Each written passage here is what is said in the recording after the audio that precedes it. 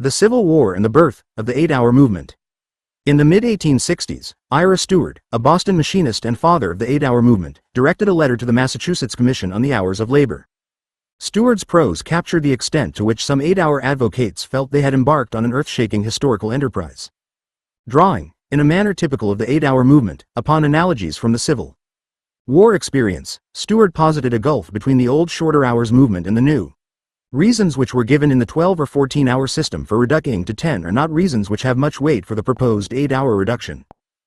There is as much difference between the class of arguments for the two systems, 10 and 8 hours, as between the reasoning which is especially adapted to the movement for giving the slave his freedom, and the later one, of giving the freeman a ballot. Point 1. This chapter places the transition to an 8-hour demand in the context of the Civil War, arguing that comparisons like Stewart's reflect a complex relationship between the war, racial issues, and battles over hours. It explores the infusion of republicanism and class feeling, which gave the movement of the 1860s a different tenor from that of the 1850s, leading Stewart to think a new day had dawned.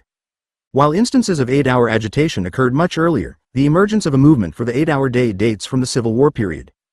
Before 1830, William Hayden had envisioned the possibility of an 8-hour day, and, just a few years later, Boston's Charles Douglas proposed an 8-hour law. After 1836, most federal offices operated on 8-hour shifts during the winter.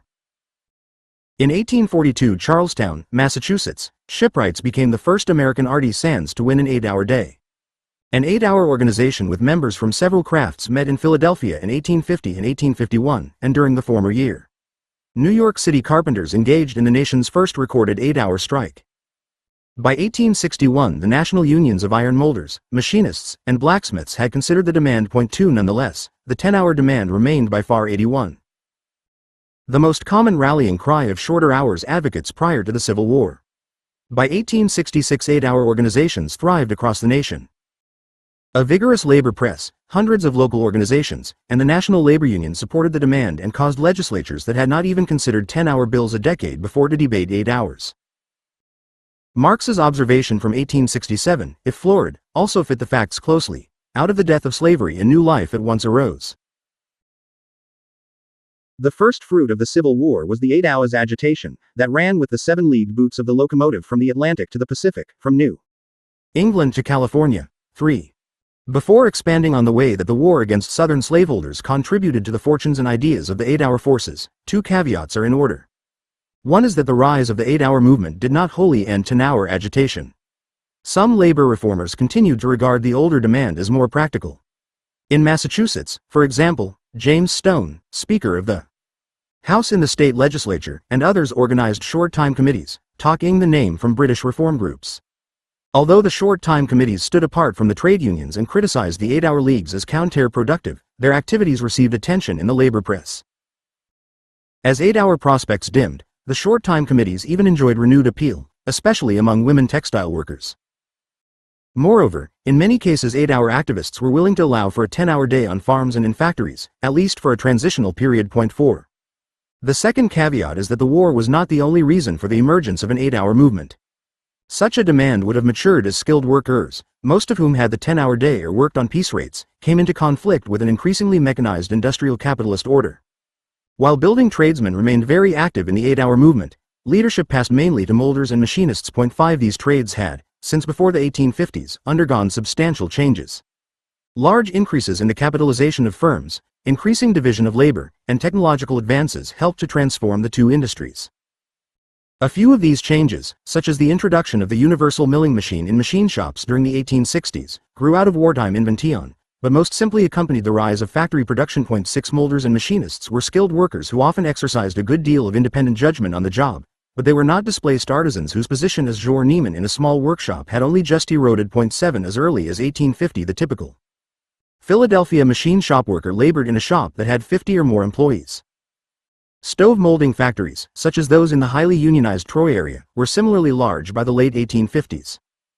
Moreover, many machinists worked for textile corporations or for the locomotive-producing companies. 8. By 1869, over half the nation's industry had made the transition to using steam rather than water, horse, or human power. Tion and size of companies during the 1850s and 1860s. Steam came into wide use in the shipyards, a continuing arena for conflict over the working day. 9. 8-hour leaders, maturing in this setting, often gloried, as Stewart and Thomas Phillips did, in the productive potential of machinery. They conceived of leisure as a separate category from work and wanted more of it. 10. They also harbored grievances concerning the increasing alienation of labor, the threat of technological unemployment, and the direction in which profits from rising production flowed. An 8-hour movement would have eventually developed out of these concerns. It crystallized rapidly and in a special shape in the setting of Civil War America. The war, which began inauspiciously for labor organizations, generated conditions and attitudes that encouraged a dramatic renaissance of trade unionism and molded the 8-hour movement. The unions, weak in the wake of the 1857 Depression, suffered through another economic downturn and heavy labor enlistments in the months after Fort Sumter.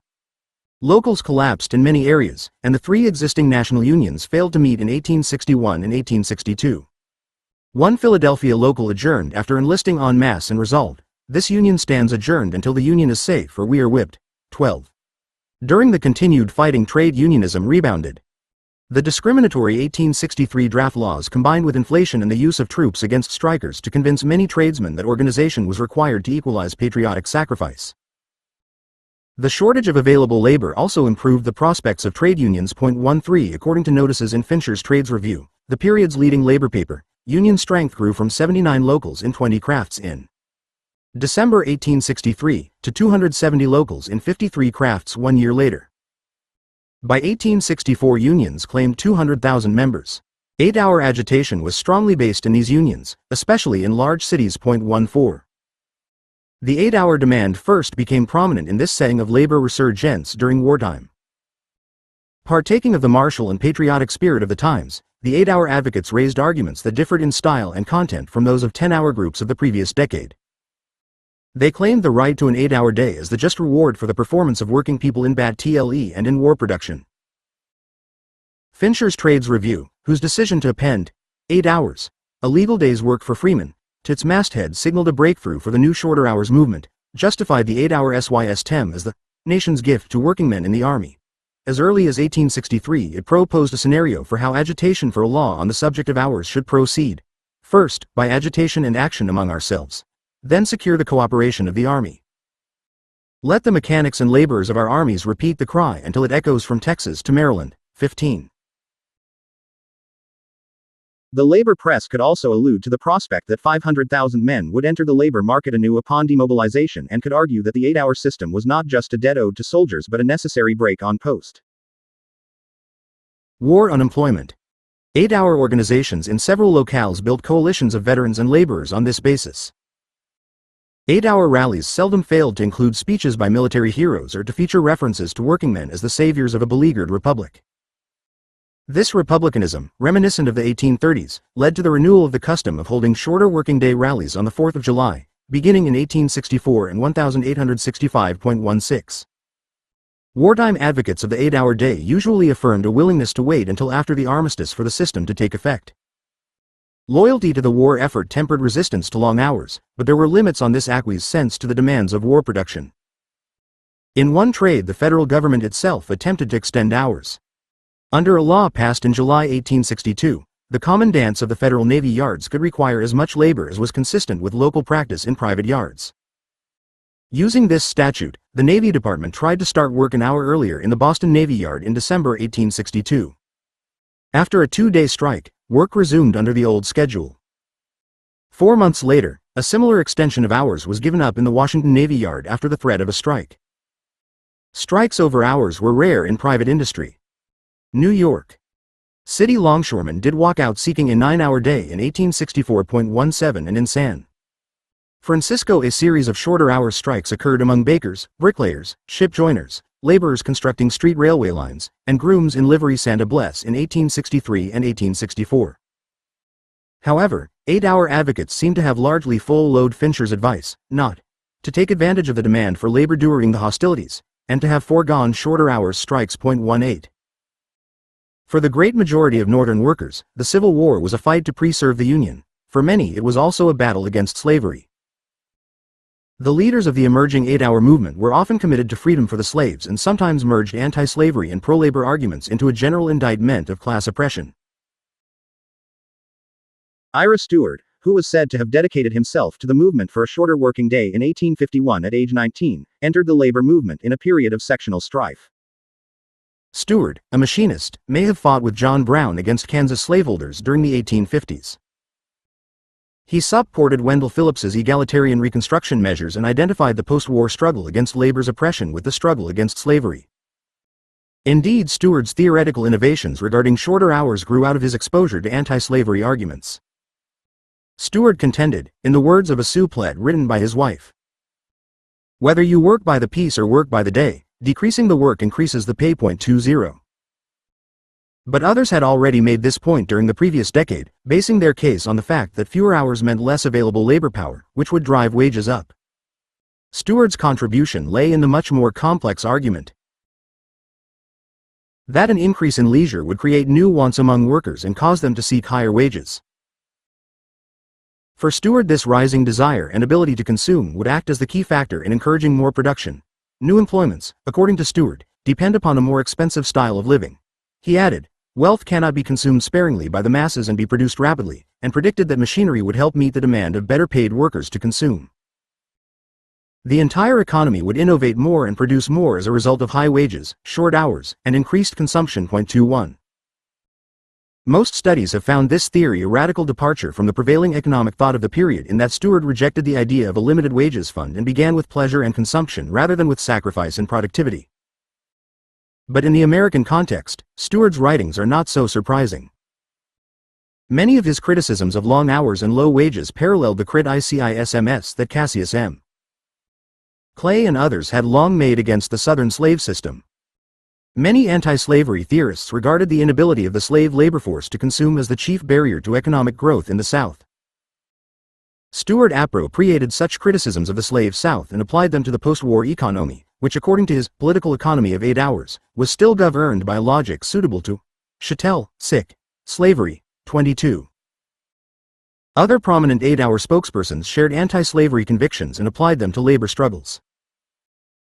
George E. McNeill, second to Stewart as the best-known advocate of the 8-hour system, matured in an abolitionist family in Amesbury. McNeill described the war as an attack by the chattel labor masters upon the Republic, and equated the Grand Army of the Republic with the Grand Army of Labor. Edward H. Rogers, Massachusetts shipwright-turned-state legislator, also took a strong anti-slavery stance and connected the issue with that of hours. 23. Wendell Phillips, abolition's leading white orator before the war and labor reform's top speaker after it, joined such reform luminaries as Charles Sumner, Carl Heinzen, William F. Channing, Gerrit Smith, Josiah Abbott, and William Lloyd Garrison in combining agitation against slavery with some support for the 8-hour day.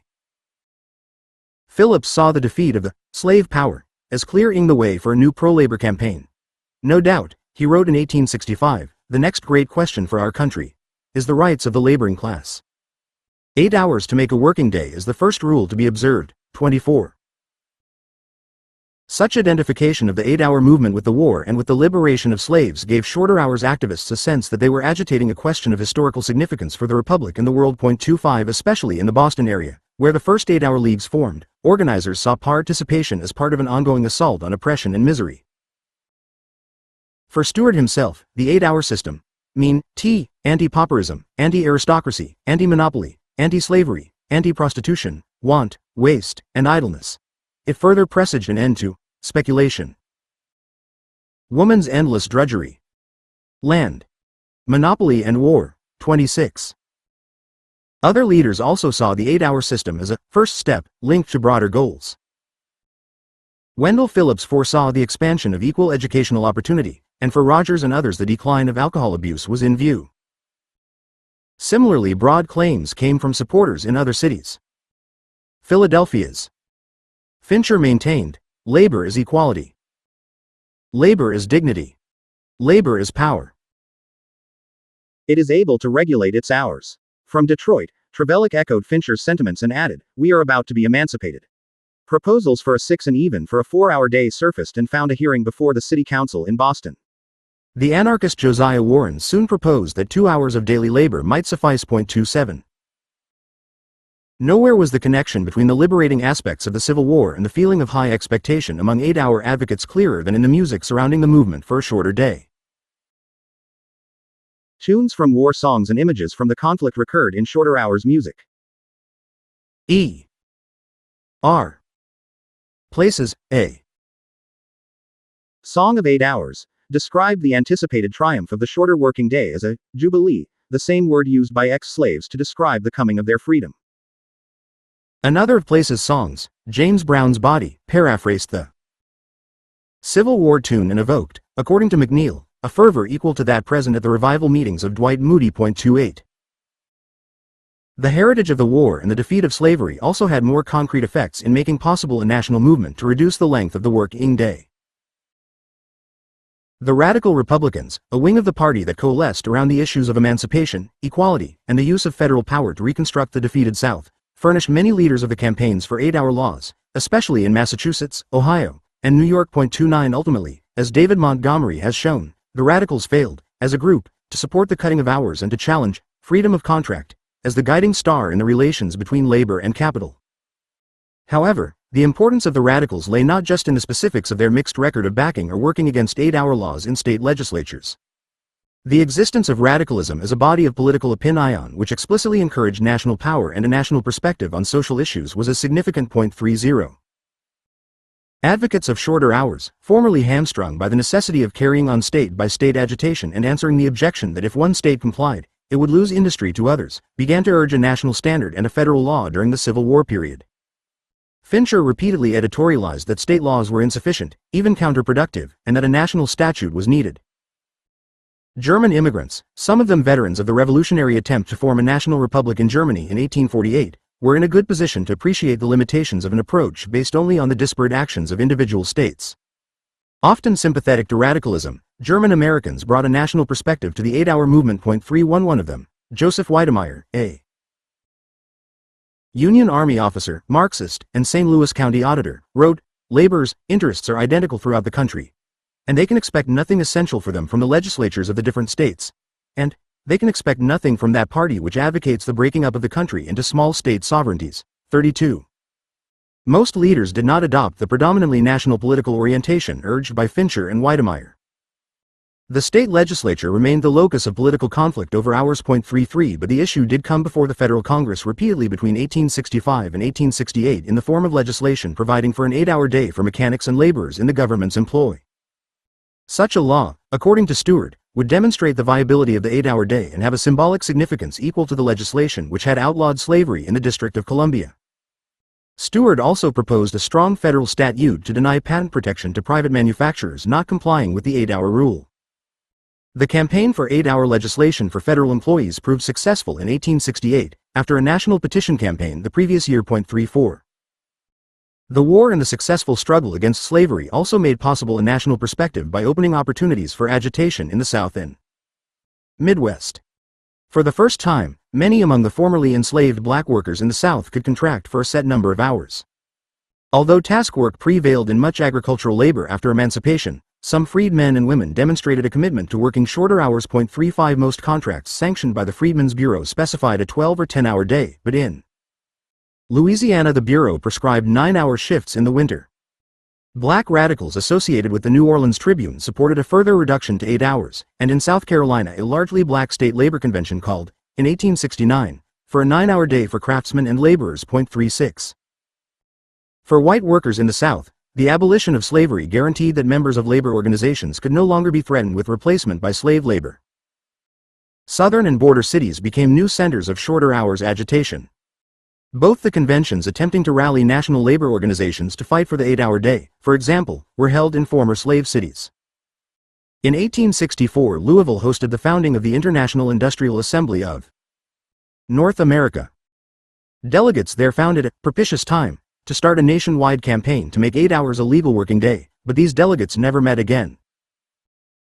2 years later, 60 delegates from unions and 8-hour leagues met in Baltimore to convene the National Labor Union, a more durable organization that made shorter hours legislation the center of its early program. 37.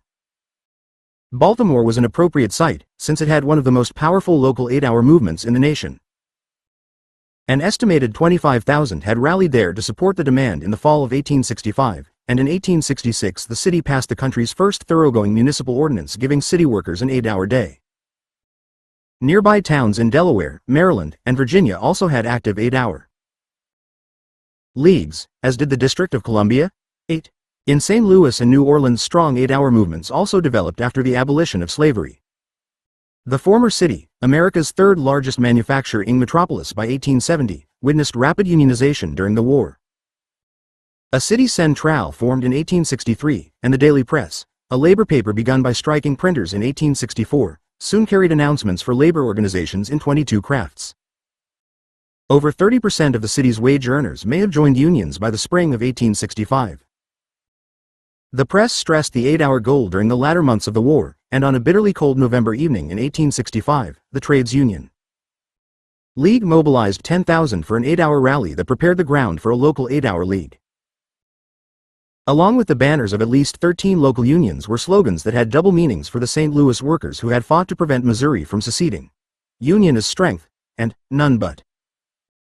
Union men need apply. 39. Political reconstruction and concern for a shorter working day began early in New Orleans, which came under Union control in 1863. Under the military administrations of Generals Benjamin Butler and Nathaniel Banks, both of whom had long been advocates of a 10-hour day as Massachusetts politicians, New Orleans labor organized throughout 1863 and 1864 in the Working Men's Union League. When Banks convened the Louisiana Constitutional Convention in 1864, a large contingent of labor representatives sat as delegates. White New Orleans workers presented the convention with a petition whose 1,500 signato rise asked that the Constitution specify a 9-hour day. The convention voted to set a day's work at 9 hours for laborers on the state's public works and to provide a $2 daily minimum wage. However, the new Constitution failed to provide for black suffrage and fell victim to the opposition of radical Republicans in the U.S. Senate. 40. Another refusal to accept black equality dogged the later efforts of New Orleans workers to obtain an 8-hour day. In 1866, the Workingmen's Central Committee, representing 11 all-white trade unions, insisted that the New Orleans Tribune, a radical paper advocating the 8-hour day, should limit its demands to whites only, notwithstanding that the Tribune was itself a black newspaper, the first such daily in the United States. The Tribune persisted in supplying 8 hours a legal day's work with the egalitarian racial demands and in attempting to educate white workers on the need for unity. But the local 8-hour league, begun in 1866, rejected blacks as members and attempted a springtime 8-hour strike based on its all-white constituency. Excluded blacks helped to break the strike. 41 Boston's Daily Evening Voice, one of the most vigorous advocates of black civil rights among the labor press, asked after the defeat of the strike, how many kicks like that which the workingmen of New Orleans have received will be required to give them the hint that, if the white will not lift the colored up, the colored will drag the white down. While the New Orleans example indicates that emancipation did not heal the racial rifts hindering the progress of the 8-hour cause, the examples of the Tribune and the Voice were sometimes followed by the shorter hours movement during the years after the Civil War, and instances of unity between blacks and whites who realized that progress required unity. The history of the period. 42. The spread of the 8-hour movement into Ohio, Illinois, Michigan, Indiana, Wisconsin, Iowa, Minnesota, and California also stemmed in part from the war. The connection was most clearly successful in California, where the fighting brought trade unionism, its first far western bonanza, by cutting imports and immigration to that state simultaneously. California's local industries lacked skilled labor, and tradesmen took advantage of that shortage to organize.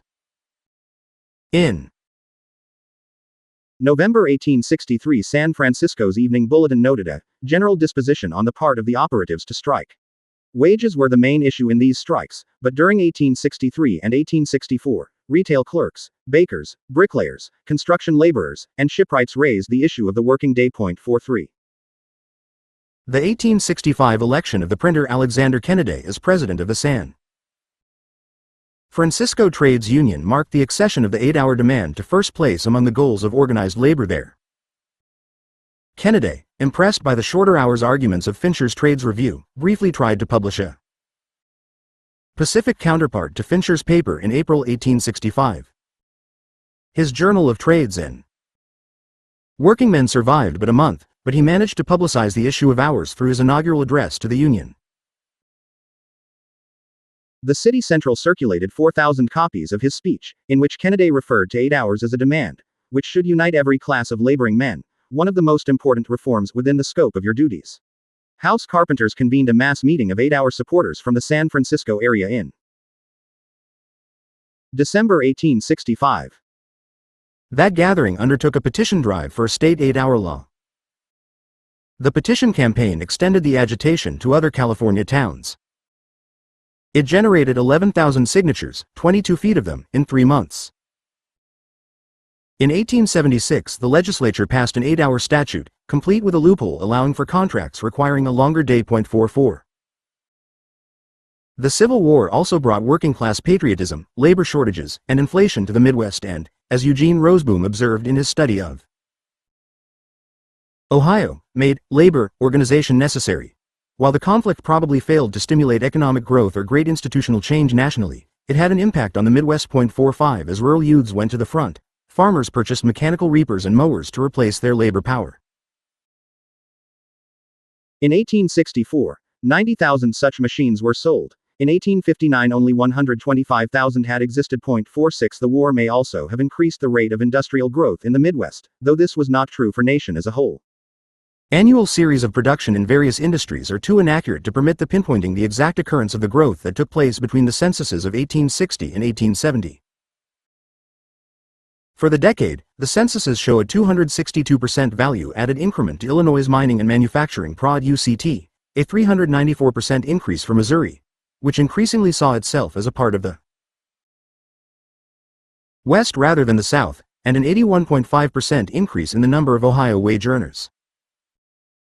At the same time, the Homestead Act of 1862 made one kind of land reform a reality and, by rendering proposals for agricultural reform less intriguing, opened the way for Midwest labor groups to concentrate on hours. Prior to 1861 only Ohio had any record of sustained 10-hour agitation. By 1866 scores of local pound ZGAZ hour leagues thrived in the Midwest. 47. In Michigan and Illinois 8-hour campaigns began well before the end of the war.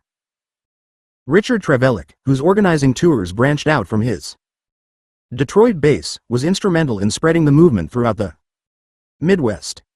In 1864 he was elected as the first president of the Detroit Trades Assembly representing 5,000 Unionists. At a mass meeting in June of that year, Trevelick spoke in favor of the 8-hour system. An 8-hour league soon organized and entered municipal politics.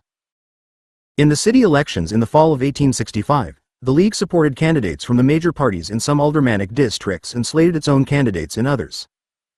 8-hour men won in 5 of the city's wards, and in 3 others major party candidates endorsed by the league triumphed.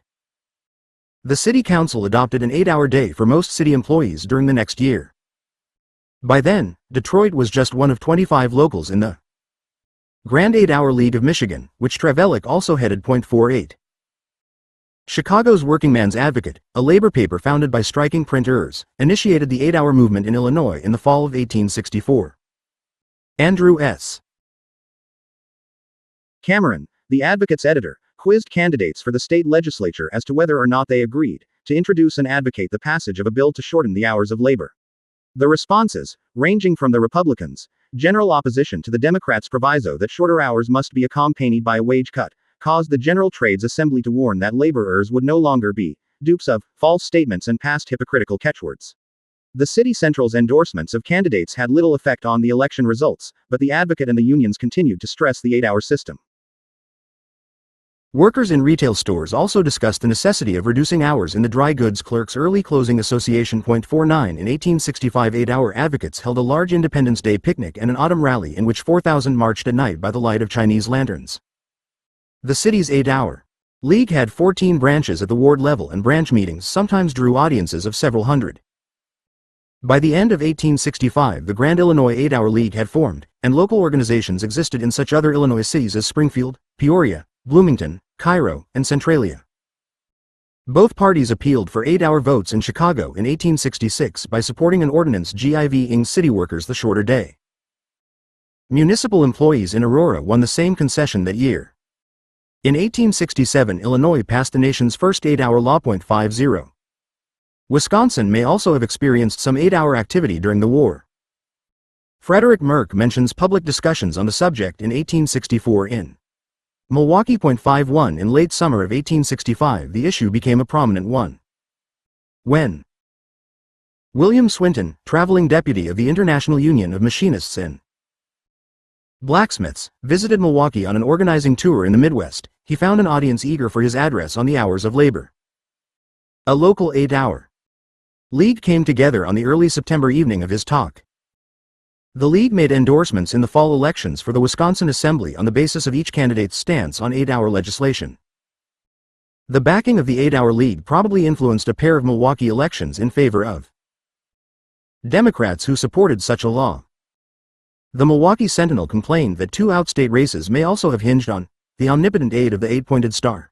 52. Early in 1866, after the movement had spread to several larger towns in the state, an 8-hour law came before the legislature. At about the same time, Milwaukee's 8-hour league ran a separate slate in the city's election but had little success. In 1867, the state passed an ineffective 8-hour law covering non-farm workers.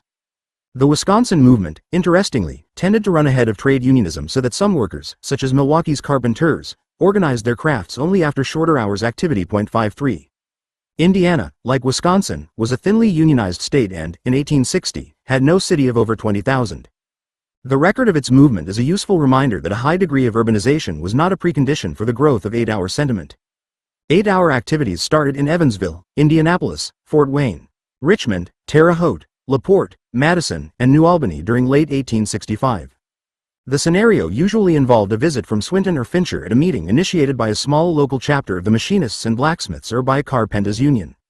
Such meetings ended with passage of 8-hour resolutions and often with the promise of members of various crafts to work together. Indianapolis held the first such meeting in August under the leadership of machinist John Fehrenbach. 3 months later it was the site of the Workingmen's Convention at which, according to Fincher's Trades Review, a large number of delegates, from most of the trades, in the state founded the Indiana Grand 8-Hour League. Indianapolis probably was chosen to host the convention because of its central location and because it gave delegates a chance to pressure the legislature. The announcement of the statewide meeting came from Evansville, and Noyes White, a native of that city, won the convention's presidency with Fehrenbach serving as secretary. 55. Citing jobs and mechanization as reasons to cut hours, the League in Indiana opted to pressure the major parties rather than forming, as some delegates proposed, a labor party. By 1866 the League's lobbying caused both the state's major parties to include its demand in their platforms. Radical Republican Congressman George Julian of Indiana played a large role in securing the 8-hour law for federal workers, and Evansville passed an 1866 ordinance on the subject, but no state law won approval during the post-war period. 56. Of the other Midwestern states, only Ohio had a strong 8-hour movement, although Iowa had a statewide 8-hour league before the end of 1865 and the Minnesota legislature considered proposals on the subject shortly thereafter. Cincinnati's City Central and particularly its German workingmen and German-language press broached the issue in July 1865. Fall elections that year saw about half the candidates pledge support for an 8-hour law. After the elections, the Cincinnati labor movement chartered the state's 8-hour league. No. 57 Salineville, Zanesville, and possibly Cleveland also sustained 8-hour activities.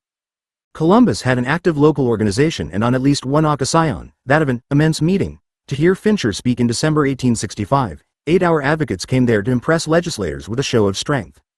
Both houses of the legislature approved an 8-hour law in 1866, but in slightly different versions. These differences went unreconciled and the bill died, as it would again in 1867.58. However, the importance of the early 8-hour movement, in Ohio and in the whole Midwest, lay beyond its meager legislative yield. Among its achievements must be counted the bringing together of various tradesmen into one city or state labor organization for the first time.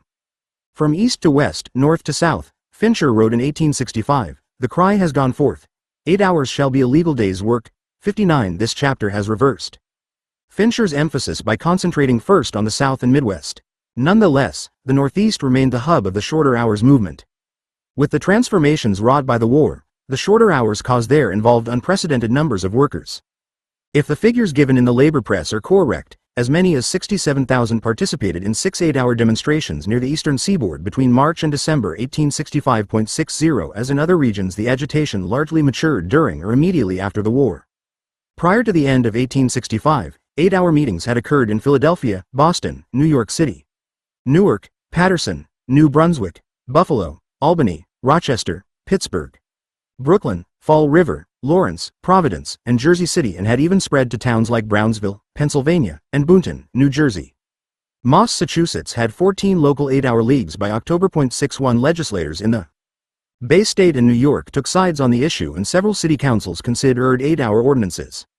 Activities in the Northeast have received a relatively full treatment from historians, but for our purposes, discussions of New York and of Massachusetts, the ideological center of the 8-hour movement, are appropriate. 62.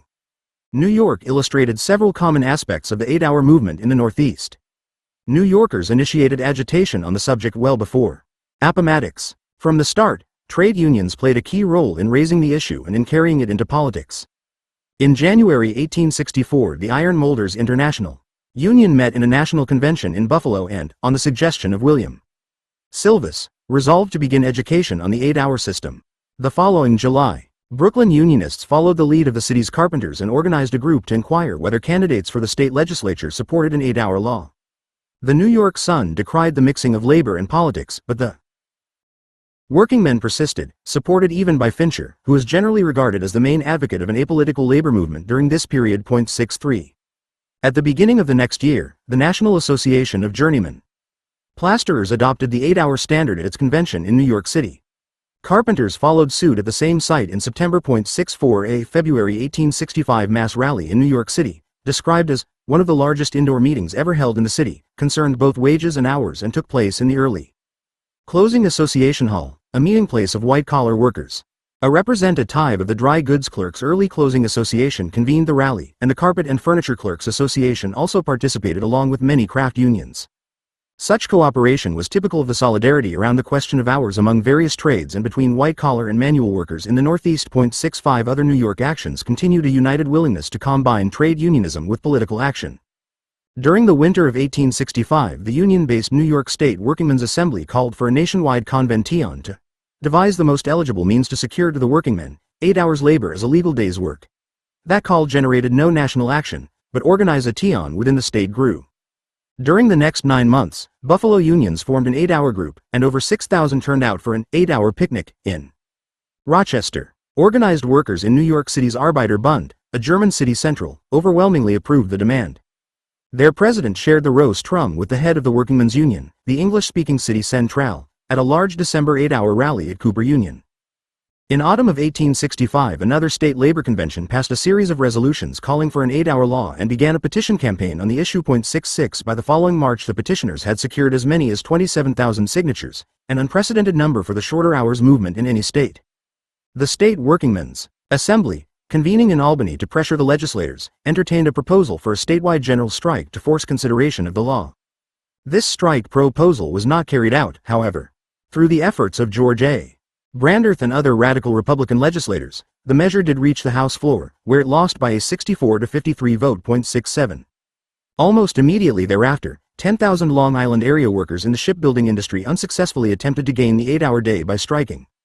Partly as a result of the labor solidarity and public support evidenced during that 6-week strike, and partly because of increased agitation and Democratic support at the state level, New York passed an 8-hour statute in 1867. Lacking provisions for enforcement and leaving open the possibility of special contracts, the law never measured up to the hopes of labor groups who lobbied for its passage. 68. A similar pattern of activities by trade unionists with diverse skills was evident in Massachusetts. In 1863, Stewart persuaded fellow members of the International Union of Machinists and Blacksmiths to endorse the 8-hour demand. At its national convention in Boston, the union's resolutions identified the 8-hour system as the most important change to us, and asked the Boston Trades Assembly for its cooperation. The city central agreed that 8 hours was the leading point in the great problem of labor reform, and asked its constituent unions to fund agitation around the issue. During 1864, when the joint project appeared stalled, Stewart withdrew from the Trades Assembly to form an independent Boston Labor Reform Association, explicitly dedicated to the 8-hour day. The Labor Reform Association, while rooted in fewer trade unions, was still largely a labor organization. 69 The split with the Trades Assembly probably resulted in part from Stewart's growing conviction that unions by themselves were too narrow and craft-based to win the 8-hour day, and in part from his emphasis on campaigns of education around the issue. But the emergence of a second organization did not signal a loss of interest in hours by the crafts in the Trades Assembly. On March 3, 1865, the officers of the first mass meeting favoring shorter hours held in Boston during the war included the presidents or representatives of 27 different unions. During the following 2 weeks, the heads of the city central convened 8-hour rallies in Lawrence and Charlestown. 70. During the week following the first March demonstration, John W. Mahan, a Boston lawyer, Army captain, and state legislator, moved that the Massachusetts House should appoint a committee to investigate whether legislation on hours was advisable. In May, that radical committee, which included the ex-shipwright Edward H. Rogers and Charles McLean, a millwright, unanimously reported that the testimony presented favored the 8-hour system, that shorter hours would not interfere with industrial progress, and that the state should act to prevent the spread of cringing servility and supineness among the many workers who were being reduced to little else than a machine. 71 The document gave respectability to the 8-hour movement and demonstrated, as Montgomery observes, how the demand might be sanctioned in terms of the nationalist and utilitarian formulas of the radicals themselves. Mahan, Rogers, and Martin Griffin, who chaired the committee, all spoke at the July 8-hour Jubilee of Labor, sponsored by the Trades Assembly. Stewart inscribed the couplet, "Let all now cheer, who never cheered before, and those who always cheer, now cheer the more," on the copy of the report he sent to Fincher's Trades Review. 12. The Boston Labor Reform Association saw its strategy of a broad public appeal outside the unions as vindicated by the legislative report and accelerated its campaign to popularize Stewart's ideas. The association's 1865 publication of Stewart's A Reduction of Hours and Increase of Wages provided the first exposition of his views. The pamphlet consisted of an attempt to convince an average worker that 8 hours meant more pay. Stewart supplemented the old 10-hour theory that cutting hours narrowed the labor market and thus raised wages with a more elaborate argument. 2 propositions convey the crux of his posy. But not its complexity. That more leisure will create motives for the common people to ask for more wages, and that where all demand more wages, the demand cannot be resisted. 73. As Stewart later admitted, relatively few workers were converted by following the nuances of his presentation. His pamphlet was, in any event, often contradictory, at once predicting that shorter hours would revolutionize the economy by ushering in cooperative production and that the new system would have little effect on the enterprise of capital. More important than any specifics was Stewart's general insistence that the problem of hours was part of a conflict between classes and that such conflict required a political solution. The 8-hour system, he held, will make a coalition between ignorant labor and selfish capital on election day impossible, and hasten the day that craftsmen and unskilled laborers unite in the recognition that we march to fate abreast. 74. In August 1865, this desire to bring the 8-hour question into politics brought the followers of Stewart in the Trades Assembly into the same organization again. First in Charlestown and then in Boston, the nation's first grand 8-hour leagues came together. Stewart saw the political independence of labor as depending on a reduction in the working day. He therefore urged that 8-hour agitation use members of the existing parties to secure legislation rather than attempting to found its own labor party. Stewart wrote that labor reform must be served by men who at heart want nothing but position, power, pay and honor, for it cannot be served without them. He therefore suggested that 8-hour advocates go to all candidates and ask, "Will you, if elected, vote for this bill?" 7. Wendell Phillips, instrumental in forming the 8-hour leagues, lent support to this strategy by claiming that it was the technique that had made abolitionism a success. 76 The 8-hour leagues adopted Stewart's stance and attracted a number of trade unionists, politicians, and middle-class reformers. Within 2 months after the formation of the first league, a dozen more chapters were chartered. In September, a visit by 4 local leagues to the Republican State Convention yielded an endorsement from the party's gubernatorial candidate and the writing of an 8-hour plank into the party's platform. 77. The weeks before the November elections teemed with activity. Boston's City Council passed an 8-hour ordinance for municipal office employees. In October, a second House Committee on Hours held hearings and distributed questionnaires through the state. 78 Mill operatives in Taunton, Southbridge, New Bedford, Wamsutta Mills, and nearby Woonsocket, Rhode Island, all struck for fewer hours and in each case cut at least an hour from their official working day. 79 Rallies in Charlestown and Boston heard Phillips, Stewart, Griffin, and Rogers. Trade union officials convened both gatherings. Rogers promised that the skilled workers who were going to get this 8-hour law very soon would not abandon the factories and sewing women. until they get it too. By November there were 18 local 8-hour leagues in a state organization. 80. Election results brought disillusion. Only between 23 and 25 legislators pledged to the law won office. In some districts neither party had endorsed the demand. The Voice drew the conclusion that working men must stand out as an independent party organization. This new strategy resulted in the election of a large minority of independent 8-hour men to the Lowell and Boston city councils in late 1865. The 8-hour leagues nevertheless stayed with pressure politics as a strategy in 1866, and the Voice returned to the fold, attempting to secure a Republican nomination to the U.S. Congress for Phillips before the abolitionist withdrew his name. 1. But Stewart's plan became less tenable as the year progressed. While ostensibly bipartisan, the League's leaders hoped that the radical Republicans would pick up the 8-hour banner. Despite the meager results of the 1865 legislative elections, strategists could still point to the support of Republican Governor Alex Bullock and of House Speaker James Stone and could still reread the 1865 House report produced by the Radicals. 82 In March 1866, with the release of the second House document on hours, such a hopeful view was discredited. The committee, composed of 3 prominent citizens with strong radical ties, accepted most contentions of the 8-hour advocates who had testified regarding health, education, and Republican ideals, but refused to recommend legislation except on child labor, and launched into a spirited defense of the free market. Law having declined the task of establishing communism, it cannot invade the principle that a loyal man has a right to do as he pleases with his own, in the case of the millionaire, without damaging it in the person of the laborer. 83 The Voice, which described itself as radical but independent, branded those who took such a position on hours as radical only for Louisiana, but its protests, and those of the 8-hour caucuses in the Republican Party, were ignored. Support of 8-hour laws by some national unionists and Democrats who took conservative positions on Reconstruction further mud-dyed the issue. Labor reformers with egalitarian sympathies ran a separate candidate in some cases and endorsed anti-radicals who opposed the elevation of Southern labor. In others. 84 The Grand 8-hour leagues declined throughout the year, and the elections turned more on Reconstruction than labor issues. Despite a 10-hour strike wave among men and women in textile mills during 1867, no shorter hours statutes passed in Massachusetts. 85. The mixed success of the early 8-hour movement should not obscure its achievements in breaking new ground in the struggle for a shorter working day, and in recapturing much of what had been distinctive and dynamic in earlier 10-hour campaigns. Some aspects of the agitation for the 8-hour day were unprecedented. The geographical expansion of the movement and the inauguration of campaigns for federal legislation, for example, made the shorter hours cause a national one for the first time. Stewart's philosophy, with its stress on levels of consumption and on the desirability of using a reduction in the working day to force employers to create new technology, also constituted an innovation. While Hayden, Skidmore, and other early labor leaders saw productive advances as necessitating shorter hours, Stewart originated the argument that the opposite held true as well. The 8-hour day would cause productive advances. 86. Also new was the contention that the working day should allow for travel time to and from the job and that, as a Boston handbill put it, the 8-hour day contributed to the growth of suburban, towns and cities, the sensible relief from the evils of large cities. Won both the argument regarding technology and that concerning suburbanization indicate how firmly the 8-hour advocates were situated in a growing industrial order and how little they considered themselves defenders of an attacked artisan community.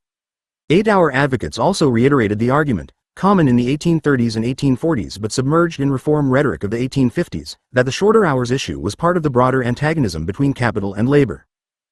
Stewart, always ready with a Civil War phrase, described the two groups as locked in an irrepressible conflict. 88 Silvis's premise was that a collision between labor and capital, a war of classes, existed and had to exist in an order of things so contrary to the dictates of justice and humanity. Fincher found labor and capital in the nature of things opposed to each other, and Trevelyan pledged, "I will pawn my coat before I yield 1 point to all the capitalists in Detroit." 89 Some labor reformers from outside the unions also alluded to class conflict. Wendell Phillips, whose contradictory positions have caused historians to view him as everything from a nostalgic New Englander to the American Marx, maintained that capital and labor must be opposing forces, but also that the two were bound together, like the Siamese whose life is one. 90 Weidemeyer, an American Marxist, consistently analyzed the 8-hour cause as part of class strife. 91. Early advocates of the 10-hour movement had embraced Ricardian socialist ideas regarding the justice of labor's claim to the full value of its labor, partly as a result of their scrutiny of how many hours the laborer worked for himself and how many for his employer. Likewise, 8-hour leaders were concerned with the rate of exploitation. Stewart was specific about the relationship between cutting hours from 10 to 8. "We understand," quite as well as employers, that 4/5 of a day's labor are not worth as much as YZVE fifths. But this is not the point. It is the wages we have received, or that we may receive in the future. Whether we can or cannot produce as much in 8 hours, is not the question to ask us. It is whether we can get as much of what we do produce. Our share of what we produce is the idea. 92. It is true that many, especially after the failure of the 1867 8-hour laws, settled for profit-sharing schemes to rectify inequalities in the wage bargain or stressed currency reform plans designed to curb financiers and to furnish capital to set up cooperatives. 93. But at the height of the early 8-hour agitation, Silvis and others clearly conceived of employers and financiers as part of the capitalist group whose interests opposed labor's. Stuart and his followers even had a plan, which they pursued well into the 1870s, for making cooperative production possible by continually reducing hours and raising wages until corporate profits so declined that cooperatives could compete. Some of the 8-hour leagues envisioned cooperation of labor as the final result to be obtained by cutting hours. Although such a strategy was as utopian as that of the currency reformers, it differed in that it concentrated its fire on industrial rather than only on finance capital. As in the 1830s, shorter hours agitation served to call into question the prevailing idea that all producers, employers and employed, formed a single class. 94. Also harkening back to the early 10-hour struggles was the establishment of labor unity around the 8-hour issue. Fincher, for example, theorized that the 8-hour cause could not succeed in any one trade if it were unsupported by the other branches of the great mechanic family. For both Stuart and the Voice, unity of skilled and unskilled was of paramount importance. Especially in Massachusetts, 8-hour advocates included women workers and took an interest in textile factory conditions. 95. The demand united German and Irish immigrants with each other and with Native American workers. 96. Most city centrals came together over wages during the Civil War, but in the 8-hour leagues a variety of workers, and some farmers, united on the basis of a belief that shorter hours would be won or lost statewide. The National Labor Union announced its special emphasis on the 8-hour day in the call to its founding convention in 1866. 97. Connected with this ability to inspire solidarity, and also reminiscent of the early 10-hour movement, was the manner in which the 8-hour demand focused diverse labor grievances on a single goal. When Boston 8-hour agitators issued handbills advocating shorter hours to stop seasonal joblessness, they were repeating an argument that 10-hour protesters had used as early as 1791.98. Silvis and others also took familiar ground when they presented the 8-hour system as the solution to the taking of jobs by new technology. Machinery and other productive advances, according to Silvis, usually emanate from the brainwork and handiwork of the toiler, and ought to have led to a shorter working day rather than to less jobs. 99. By addressing the problems of seasonal and technological unemployment, and by offering the prospect of less working time to employees whose jobs were becoming more alienating, the 8-hour demand functioned as a common denominator around which workers with various concerns could unite. But the cry, 8 hours for work, 8 hours for rest, 8 hours for recreation, acted as more than a common denominator. It embodied, as the 10-hour demand had for Douglas, Luther, Farrell, Bagley, Hewitt, and their followers, the highest aspirations of the working population. It expressed cherished values. To dismiss, as Norman Ware does, all 8-hour arguments but economic ones as the old reformist grounds for short hours, more time for moral, intellectual, and social culture, is to mock dreams and to miss the sense of expectation present after the Civil War. 100 In making the 8-hour system the key to equal education for children, to the continued mental development of adults, to the defense of republican virtue and class interests by an enlightened and politically active citizenry, to health, to vigor, and to social life, supporters viewed their demand as an initial step to major changes, not as a niggling reform. 101. Leaders contended that long hours blocked broad cultural advances by denying workers access to social institutions. Silvis, for example, nearly repeated Francis Wright's comment of 4 decades before when he wrote, "It is true that churches are erected, schoolhouses are built, mechanics' institutes are founded and libraries are ready to receive us. But alas, we lack the time to use them, time." 102. Intelligent working-class political behavior likewise, according to some 8-hour advocates, awaited the shorter day. Just as Haydn described leisure as the precondition for a labor party, Stuart despaired that laborers would be found, every election day, in company with master capitalists, voting down schemes for their own emancipation, until the 8-hour system applied. 103. The notion that the 8-hour day meant something as broad as freedom for the working population was derived from the war experience and from analogies with slavery, but acquired more meaning because it meshed so well with the Methodist faith of several of the movement's ideologues. 104 Specifically, labor leaders applied the Wesleyan doctrine of free agency to leisure time. The concept of free agency, which held that humans could choose salvation or sin, enriched 8-hour arguments by allowing supporters to admit that leisure might not always be used wisely, but still to hold that labor should be free to make its own mistakes. Stewart, for example, used terms which were familiar to Method ISDS and other Protestants who dominated the 8-hour movement, in describing leisure as a blank, a negative, a piece of white paper. He even admitted that prior oppression would be sure to stamp its humiliating record upon the first leisure hours in the 8-hour system.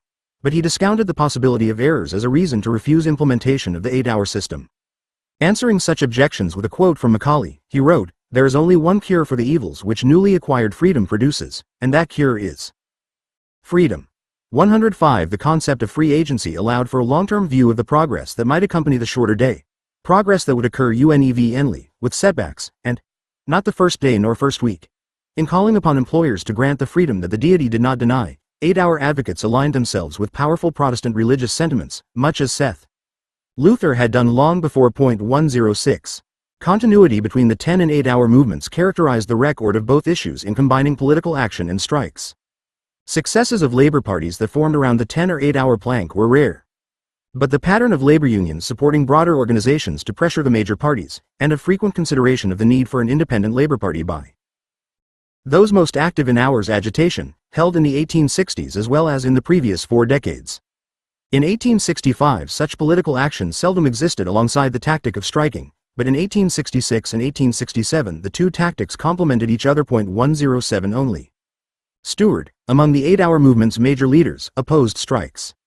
Much of his opposition and much of the caution of other leaders regarding strikes must be attributed to the greater possibility of uniting all crafts, and the unorganized, in a political contest than in the support of isolated job actions. 108.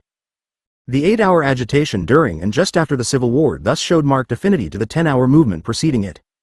The war, the boldness of the new demand, and continuing changes in the economy made for a more passionate and popular commitment in the 1860s than had been the case in the 1850s. To that extent, Stewart was right in positing a gulf between 10 and 8-hour agitation. But the larger picture was one of continuity based on the place of shorter hours as the clearest and most appealing working-class demand raised between 1825 and 1866. 6. Victory, defeat, and new alliances, 1867 to 1879.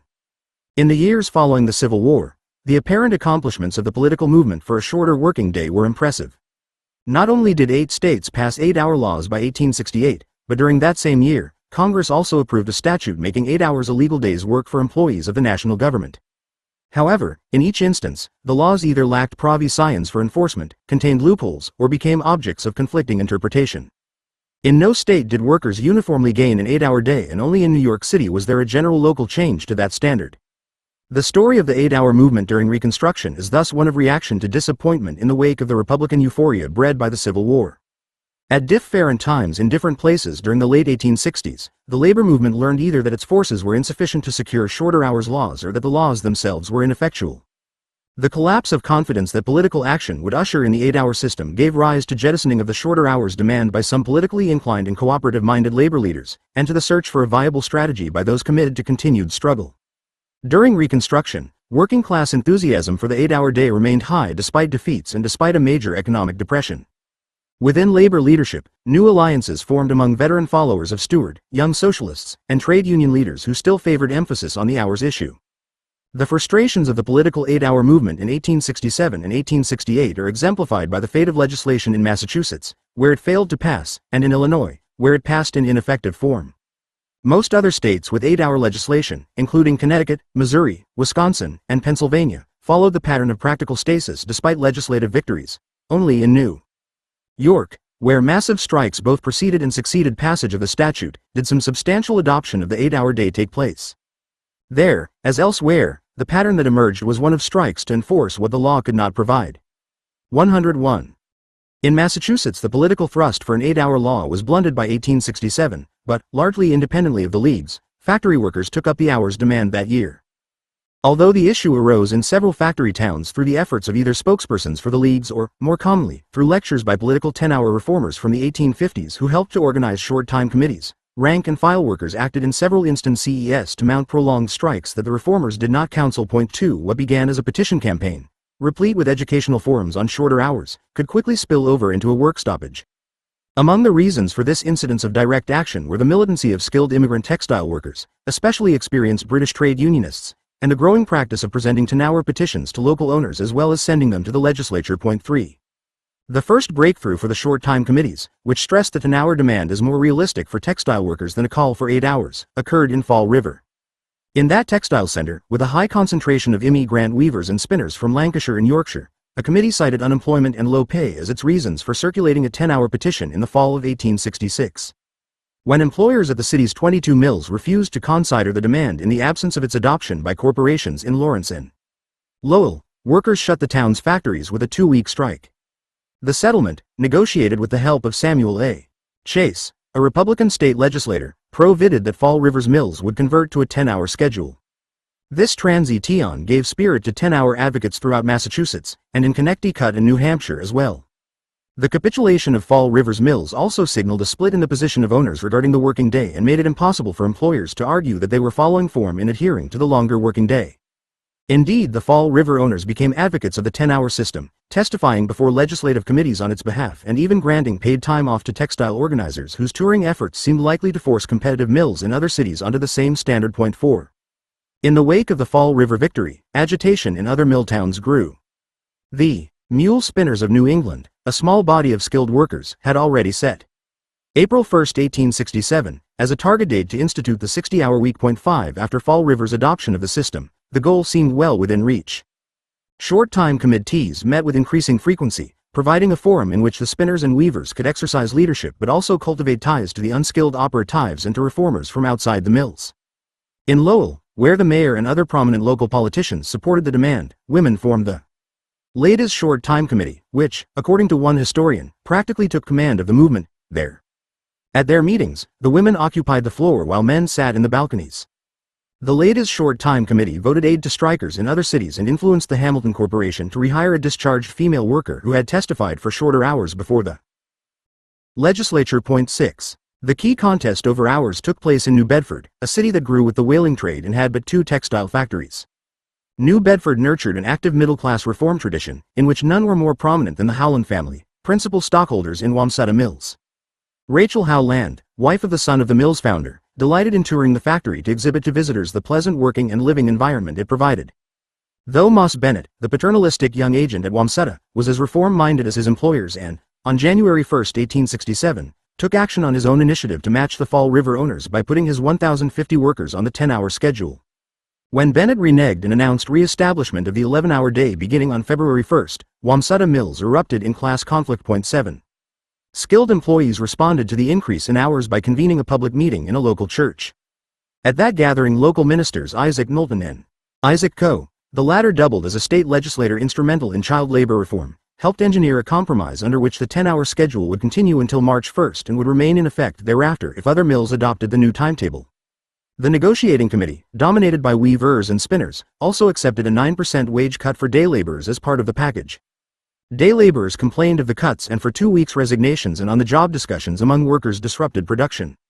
One of Ben Nett's overseers fired a member of the committee for being absent from his workplace on February 16. A round of firings and walkouts followed, culminating with the closing of the plant. 8.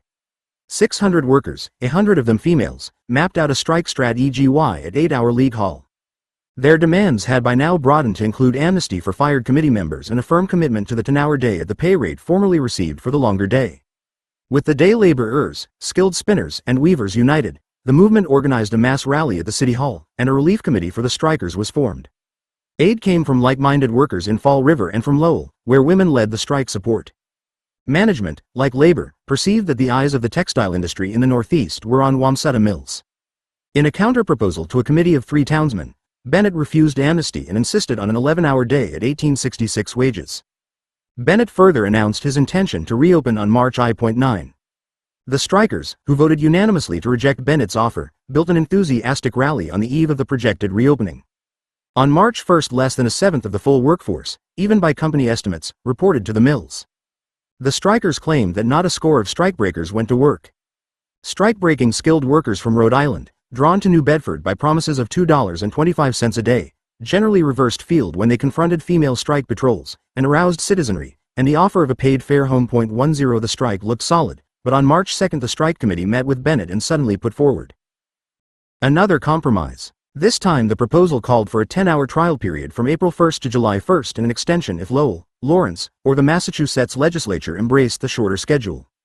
Perhaps the committee expected rejection from the increasingly vituperative Bennett and hoped to gain support by contrasting the flexibility of other mill employers with his own intransigence. Ben Ned did refuse the compromise, but Rachel Howland, seeing the opportunity to restore harmony, forced him to reconsider. Howland's personal intervention left the committee in the awkward position of having to present to its ranks a settlement that admitted the employer's contention that Wamsutta's hours should be tied to practices elsewhere. At the Ratifica-Tion meeting on the evening of March 3, the committee used the technicality that Bennett had not signed the compromise to justify refusing to read its terms. Company spokespersons, including Rachel Howland, spelled out the terms at a meeting the next evening and nearly gained a vote for ratification until Joanna Marr, a women worker, persuaded the strikers to vote with their leaders. But the next morning 300 hands resumed mill operations, and within a week nearly a full complement of operatives ran the mills. To hungry day laborers, the compromise proposal, which their strike committee had once endorsed, gradually began to seem enough. The spinners continued the strike alone but lost.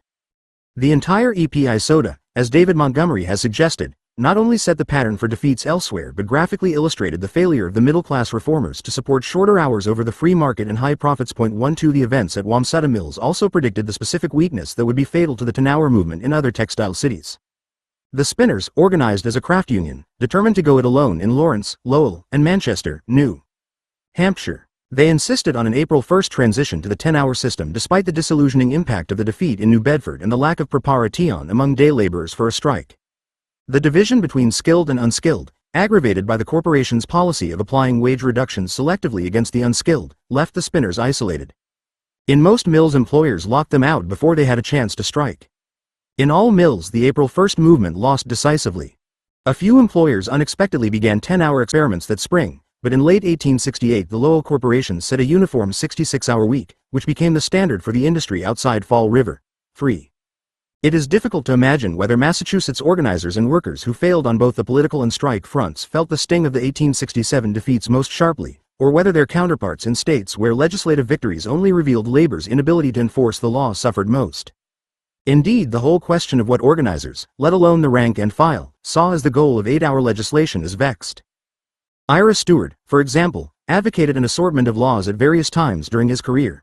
Laws to fine offending firms, laws applying only to chartered corporations, laws denying patents to offenders, laws setting an example by placing government workers on the 8-hour day, local laws, state laws, and national laws. 14 William Silvis likewise took a range of positions on what kind of legislation was required. In Illinois, the 8-Hour League was explicit in calling for a law that provided penalties for chartered corporations violating the 8-hour standard and set 8 hours as a legal day's work in other jobs where no special contracts existed. Yet the 8-hour advocates rejoiced in the passage of a different law with no enforcement provisions. 15 The issue of whether or not an 8-hour day dictated a commensurate cut in pay further complicated matters. Part of the vagary surrounding labor's goals in legislation on hours was stud-ied and unavoidable. As Stewart realized, the movement required victories and, above all, examples of successful application of the 8-hour system. Therefore, a wide variety of experimental legislation could be supported according to Pro's PECTS for success. The failure to broach the issue of wages likewise had a pragmatic edge because the 8-hour forces included skilled workers, whose savings might allow them to withstand a short period of reduced earnings in exchange for the 8-hour day, as well as unskilled laborers who could afford no such concession. On the other hand, the failure to spell out the exact role of the laws reflected a real confusion over what powers the state might wield in regulating the economy. Before even the formation of bureaus of labor statistics at the state level, it was difficult to conceive of how workplaces might be policed and labor laws enforced. The position, common to the Boston Voice, the workingmen's advocate, the anarchist Ezra Heywood, and to most of the 8-hour movement, that enforcement of labor laws would fall to labor groups themselves, may also have led to a fatal lack of criticism for weak legislation, though it made sense in terms of labor's view of the power of the state. 16 Rather than split its constituency over practical and ideological questions, the 8-hour movement opted for a vague view that legislation of various sorts was a step toward the shorter day. Thus, it mattered little, at first, to Pennsylvania miners that the law passed by their state legislators in April 1868 contained virtually the same loopholes as the Pennsylvania 10-hour statute of 1848. Rather than debating the fine points of law, the anthracite miners in the Schuylkill County area built the Workingmen's Benevolent Association from an organization of 20 persons in January 1868 to a striking force of thousands in July of that year, as they tried to make July 1st, the effective date of the new legislation, coincide with the real inauguration of the 8-hour system. 17 When the miners near Mahanoy City asked management, during a mid-June lunch hour, whether the 8-hour day would apply in local mines, the response sparked a wave of protest that one report called a general strike, and another termed a revolution. Receiving no satisfactory answer, the miners quit work and moved to the next mine and the next. 18 The strike wave tramped from colliery to colliery, gaining numbers and momentum as it went. According to the 1872 to 1873 Pennsylvania Labor Report, the work stoppage enlisted the loyalty of nearly the whole working population of the Mahanoy Valley. Leaders divided the county into districts and sent squads to spread the strike into each. By early July, every Schuylkill County mine was at a standstill, and the strike committee turned its attention to mollifying residents who complained of thefts by the tramping miners. A rally at Mahanoy City, designed to show public support for the strike, attracted as many as 20,000. Remarkable in a far-flung county with a population of but 110,000. 19 The employers held out for months, maintaining, as did Hunt's Merchants magazine in its discussion of the strike, that compliance with this demand is out of the question. An attempt to extend the strike far to the northeast failed to attract support in the Pittston, Pennsylvania area. By September 1st, the men returned to work. The long strike resulted in a huge increase of membership for the Working Men's Benevolent Association. It gave the participants a feeling that a great thing had been achieved by the gathering of all the different nationalities and clans together. But it disappointed those who hoped that 8 hours would become an actual, as well as a legal, day's work. In Illinois, where the nation's first state 8-hour law passed in March 1867, the scenario of legislation, exaltation, conflict, and defeat occurred even earlier than in Pennsylvania. Illinois' organized workers, particularly in Chicago, rejoiced at the passing of the state law with perhaps greater enthusiasm than their counterparts in Pennsylvania because, unlike the miners to the east, they had fought a long political battle to secure the legislation. The city's ward-based 8-hour leagues petitioned and electioneered at the city, county, state, and federal levels for shorter hours laws from 1865 through 1867. Led by the Scottish immigrant Andrew C. Cameron, editor of the Working Man's Advocate, they secured pledges to support local legislation applying to city employees from a third of the aldermen elected in 1866. Despite the opposition of Mayor John B. Rice, the 8-hour advocates won a municipal law setting the hours of city employees at 8 in 1866. Largely through pressure from highly unionized Chicago, the Illinois legislature approved a statute providing for the 8-hour day in cases of labor or service by the days, except in farm employments. The law neither forbade special contracts nor banned long schedules based on hourly pay. Nonetheless, the 8-hour day, what the Working Man's Advocate called the millennium toward which the working man is looking, was to take legal effect on May 1, 1867. Neither capital nor labor saw the May 1 transition as a foregone conclusion. Over 70 employers banded together in an organization designed to forestall application of the law. Workers, especially skilled workers organized in the Illinois State Workingmen's Convention, also agitated around the issue. On March 30, they held a mass meeting in Chicago to ratify the new law. Republican politicians Governor Richard Oglesby and Attorney General Robert Ingersoll attended and expressed support, with Ingersoll calling for a still shorter day. Individual unions met to set up new wage scales in accordance with the 8-hour schedule. Following the pattern set by the Machinists and Blacksmiths Union, most of the craft unions voted to accept reductions in pay in exchange for the shorter day. 22 On May 1, 44 different unions cooperated in a massive parade from the back of the yards on the south side to the downtown Lake Michigan area. The procession featured floats, bands, and as many as 10,000 marchers.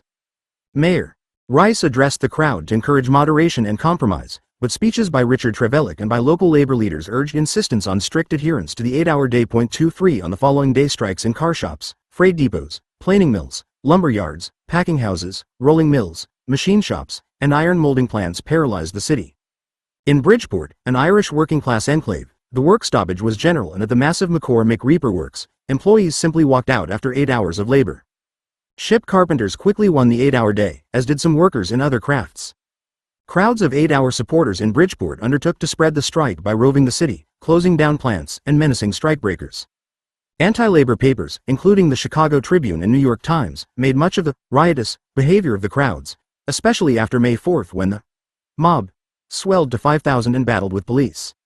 Although instances of violence were rare and minor, the press and Mayor Rice stressed law and order in justifying their opposition to the strike. 24 The mayor did not even wait for the May 4 events to issue a stem proclamation against any protest designed to interfere with the work of non-strikers. With the city under near martial law, the 8-hour movement lost force. Strikebreakers replaced the 8-hour men at freight depots by May 5, and after a week the strikes in other industries weakened. By June only a few scattered trades persisted, and within weeks even the strongly organized ship carpenters and caulkers were back on the longer day. On March 7, 1868, the Workingman's Advocate reprinted an 8-hour song, possibly written months earlier. Its lyrics must have rung hollow to Chicago's workers who recalled the law of 1867. We must rally for the fight, stand for justice and for right, till the law for work be made 8 hours a day. 25. The entire 8-hour movement felt the adverse impact of the precedent set by Illinois.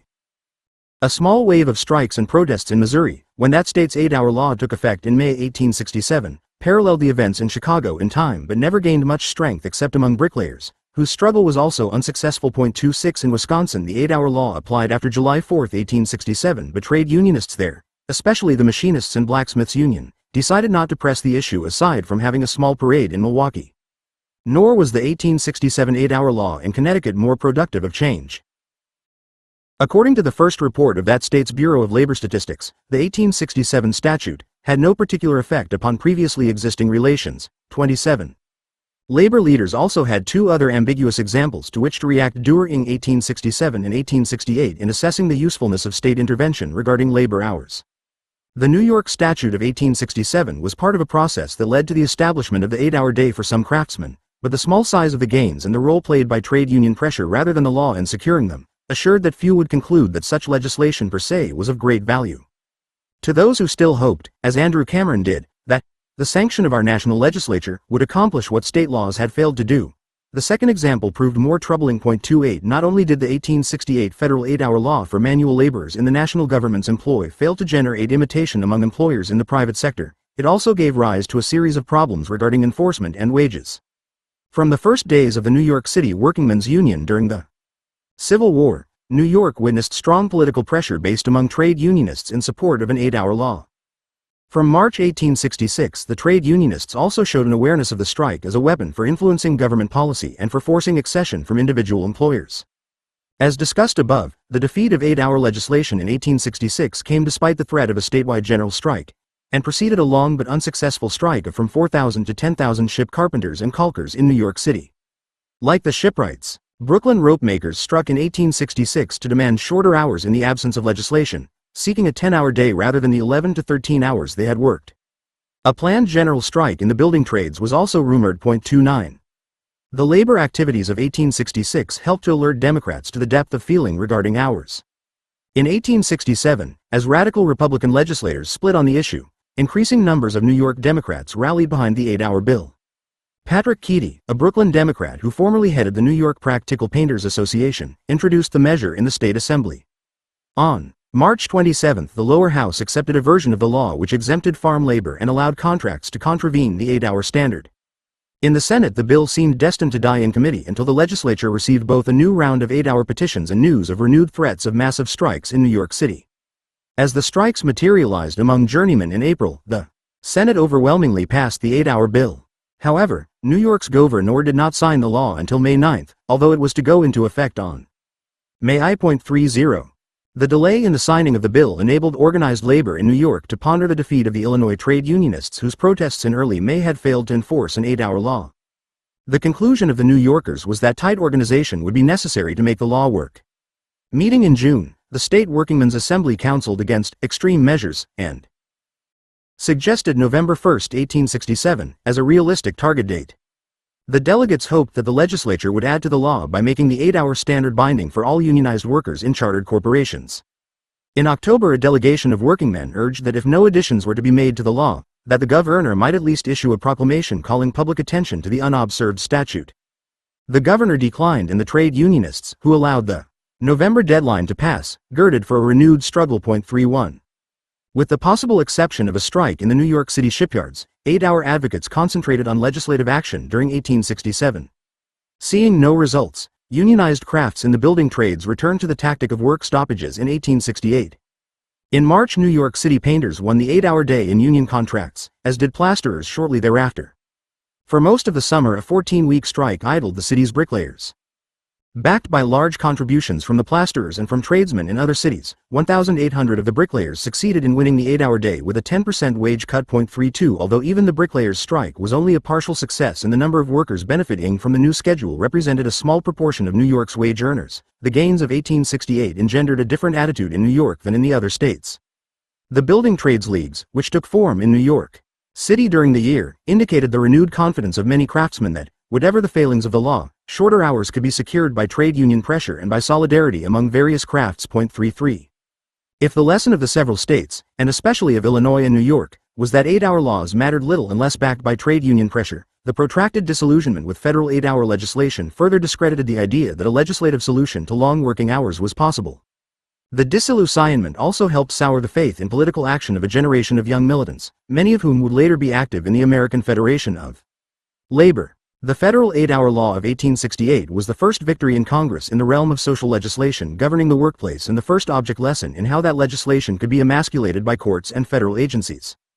Congressional response to the agitation of the National Labor Union and the 8-hour leagues for a federal law providing the 8-hour day for its federal employees came with surprising speed. Although such legislation came before Congress in 1865, the 1867 session saw the first sustained and serious debate on the proposals. During March of that year, Congressman Aben Ingersoll of Illinois introduced a measure that would have made 8 hours a legal working day in the District of Columbia. That bill died for lack of quorum, but later in the month Nathaniel P. Banks, a radical representative from Massachusetts and an ex-shoemaker, called up a proposed statute that provided an 8-hour day to federal employees in manual jobs. Federal office workers already labored on such a schedule for 6 months of the year.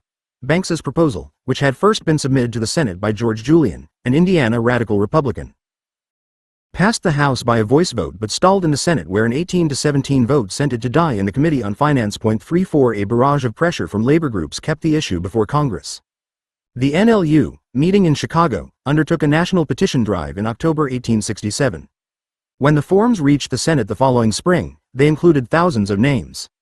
New York, led by labor organizer William Jessup, who advised Julian on the issue, presented a petition with 2,713 names.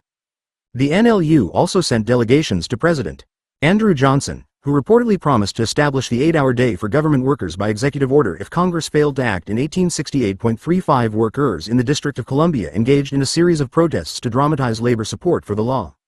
And from California, a state where trade unions representing ship caulkers, plumbers, and gas fitters had enforced the 8-hour standard in a labor-scarce economy, came a mammoth petition with nearly 5,000 signatures. The California agitation reflected the leadership of the Mechanics' State Council and the House Carpenters' 8-hour League and helped to cause John Conness, a Republican senator, to assume a prominent role in renewing the Congress-Sional debate over hours. 36. Reintroduced by Banks in 1868, Julian's bill might have sailed through both houses were it not for a maneuver by John Sherman, a conservative Republican senator from Ohio. After the measure cleared the House by a voice vote, Sherman attached an amendment to the Senate version. The amendment, which specified that the rate of wages paid by the United States shall be the current rate for the same labor for the same time at the place of employment, would have brought a 20% wage reduction along with the 8-hour day. Many legislators supporting the Julian bill argued for it as a means to alleviate unemployment in the Navy Yards during the 1867 to 1868 recession by spreading the work. Sherman's amendment offered these senators an opportunity to appear as both foes of unemployment and economizers by backing 8 hours and a pay cut. The amendment forced supporters of the original Julian bill to take a frankly pro-labor stance, and it undercut labor support by raising the possibility of the substantial reduction of pay among both skilled and unskilled workers in the government yards. Sherman's amendment failed by a 21-16 vote in which a coalition of radical Republicans, Democrats, and Johnson conservatives prevailed over a largely Republican opposition. The Julian bill then passed by more than a 2-to-1 margin. 37 in each vote. The decisive factor was the abstention of 19 senators, some of whom spoke against the bill. Defeated, Sherman attempted a parting shot by offering a final sardonic proposal. The title of the bill ought to be changed, it seems to me, to read, "A bill to give government employees 25% more wages than employees in private establishments receive." 38. Labor's triumph seemed remarkably complete. The language of the law, which pronounced its application to all laborers, workmen and mechanics, employed by or on behalf of the government of the United States, implied broad coverage of not only direct employees of the government but also of those working for private business contracting with the United States. Sherman's forking of the issue of wages had also backfired to the apparent benefit of labor. Without his intervention, the issue of pay reductions would have gone unresolved, and much might have been made of Banks's statement by advocates of a pay cut during the House debates that wages would still vary with those in private yards. The failure of Sherman's amendment provided strong evidence that the intention of the Senate was not to reduce the wages of those covered by the law, however. 39. Nonetheless, labor realized few benefits from the federal 8-hour law. Almost from the beginning, the War Department allowed arsenals to enforce a 20% pay reduction for day laborers, securing the 2-hour cut in the working day. Management at the Springfield Armory, satisfied that workers labored harder and more faithfully under the new system, paid the 10-hour wage rate for a month before slashing day laborers' wages. 40 Protests by Springfield armorers and a strike by workmen at the arsenal at Rock Island brought the issue before President Johnson. The president referred the matter to his attorney general, who ruled that the wartime law of 1862 still applied and linked government wages to those in private industry. The ruling raised the same threats as the Sherman Amendment and robbed the 8-hour law of its appeal as a standard to be emulated by workers in all industries. Eventually, President Ulysses S. Grant, under pressure from the NLU, issued an order mandating interpretation of the law for favorable to labor on May 19, 1869, but the edict was at best irregularly enforced. 41. In response to the poor enforcement, President Grant repeated the exact executive order of 1869 again in the election year of 1872. During that same year, an attempt to repeal the federal 8-hour law failed, and Congress even voted an appropriation for retroactive pay to those workers who had lost wages because President Grant's 1869 order had been ignored. But defeat again followed seeming victory. When Ralph Ordway, a quarry owner in the Richmond, Virginia, area, maintained the 10-hour day among stonecutters producing granite for which the federal government had contracted, the quarrymen asked for Nathaniel Banks's intervention. The Attorney General issued an opinion in response to Banks's plea, but his decision was that the 8-hour law did not apply to work on government contracts. In 1877, when the Supreme Court finally ruled, it unanimously supported the Attorney General's stance. In so doing, the court solidified an 1869 decision that the law did not apply to laborers constructing the New York Post Office. 42 Most seriously, in the 1876 case of the United States v. Martin, the High Court rendered the entire law an exercise in voluntarism by finding against a laborer who claimed back pay for extra hours worked in the Naval Academy's boiler room. According to Justice Ware Hunt, the 8-hour law applied only when no special agreement was made upon the subject. By the 1880s, both the chairman of the House Committee on Education and Labor and the pioneer labor historian, Richard Ely, agreed that the federal 8-hour law was a dead letter. 43. The defeats of 1867 and 1868 are sometimes presented as a prologue to the emergence of greenback currency reform as the major plank in the platform of labor organizations. The strength of such a view is that it accounts well for the timing of ideological changes within the NLU. While early NLU conventions had dwelled long on the 8-hour demand, that of 1867 featured the brief admission that while 8-hour laws have been passed by the legislatures of 6 states, for all practical purposes they might as well have never been placed on the statute books, and can only be described as frauds on the laboring class. Those conventions held after 1868 relegated the issue to a small niche. Currency reform came to dominate the proceedings and to engage the sympathies of such labor leaders as William Silvis and Richard Trevelick. 44 However, focus on greenbackism as the dominant trend in labor reform after 1868 can mislead. Alongside the currency reformers, there existed another tendency that favored concentration on class demands, and specifically on hours, despite the failures of 1867 and 1868. Those who opted for such a priority came primarily from 3 overlapping sources: young, largely immigrant trade union leaders, the Marxist sections of the International Workingmen's Association, IWA, and the followers of Ira Stewart. These 3 groups shared a distrust of greenbackism, a hesitancy to rush into independent labor politics, and a commitment to 8 hours. Stewart's forces centered in Boston, where their attempts to make the New England Labor Reform League adhere to 8 hours as the centerpiece of its program failed when that organization embraced greenbackism in 1869. Stewart, who seceded and formed the Boston 8-Hour League in response, distrusted currency reform and any quick move into politics, although he kept alive some efforts to influence the course of the Massachusetts Labor Reform Party. 45 Increasingly disenchanted with republicanism, Stewart hoped that workers could organize directly around the 8-hour demand, which his group still considered the most important measure ever proposed on behalf of labor. Practically an adjunct to the 8-Hour League was the Massachusetts Bureau of Labor Statistics, the first such state agency, founded in 1869 largely as the result of labor pressure. Henry K. Oliver, first director of the Bureau, sympathized with the goals of Stewart. In fact, Oliver's co-workers, George McNeil and Mary Stewart, were 8-Hour League members. Early reports focused squarely on hours. The overall strategy of the Stewardites was to lessen efforts at electoral pressure but to redouble general education around the hours issue. 46. The IWA, founded in London in 1864, made the 8-hour day its rallying cry in several nations. There was no American section until the 1869 affiliation of Section 1 in New York City, but sympathizing groups like the Community Club and the General German Workingmen's Association had existed since the Civil War. These groups, in which the followers of Ferdinand Lassalle were strong, stressed cooperatives, currency reform, and political rather than trade union action. However, after 1868, when the Social Party, backed by the General German Workingmen's Association, fared disastrously in New York City elections, the Socialists, like the Stewardites, pulled back into a period of slower educational work. In the wake of the Social Party's defeat, Marxist ideas, including an emphasis on trade unionism and the 8-hour day, gained respect inside the IWA, and leading members, such as F. A. Sorge, expressed admiration for the work of Stewart as an alternative to the stance of the NLU. Although the Arbeiter Union, press of the German émigré socialists, continued to uphold greenback doctrines, it also included a generous sampling of 8-hour propaganda in 1868 and 1869.47. Receptive to the arguments of the Marxists in the IWA were young labor organizers, especially immigrants from the New York City area. The IWA supported economic and sociological club provided a forum in which socialists and trade unionists met to study Marxism and the doctrines of Stewart. The participants in these sessions included such important figures as Sorge, Adolf Strasser, Peter J. Maguire, Robert Blissert, J. P. McDonnell, David Kronberg, and Samuel Gompers, whose early career was crucially shaped by 8-hour activities.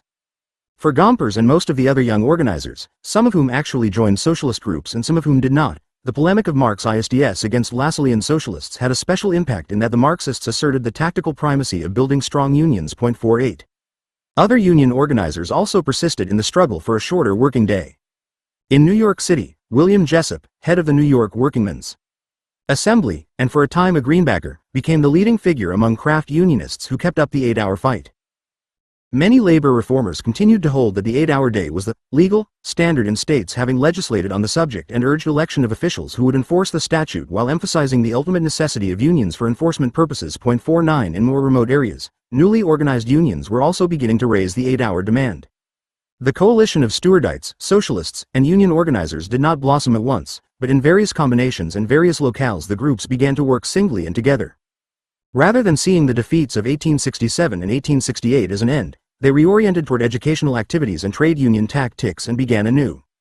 With the coming of the 1870s, the movement for a shorter working day rebounded from the defeats of 1867 and 1868.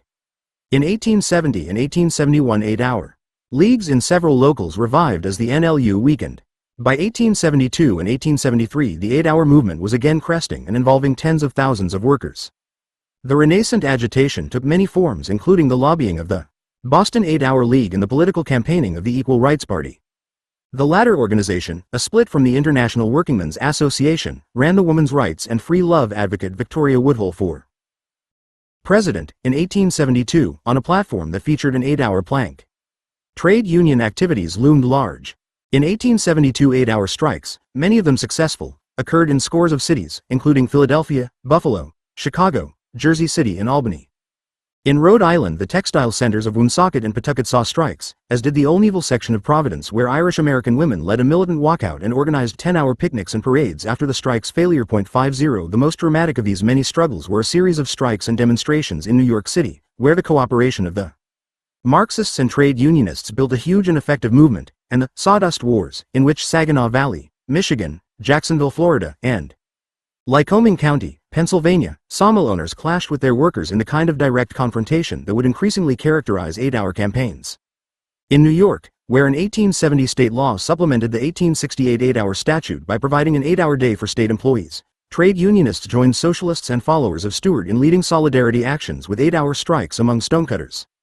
They also sponsored an 1871 parade to kick off a drive to demand compliance with the laws.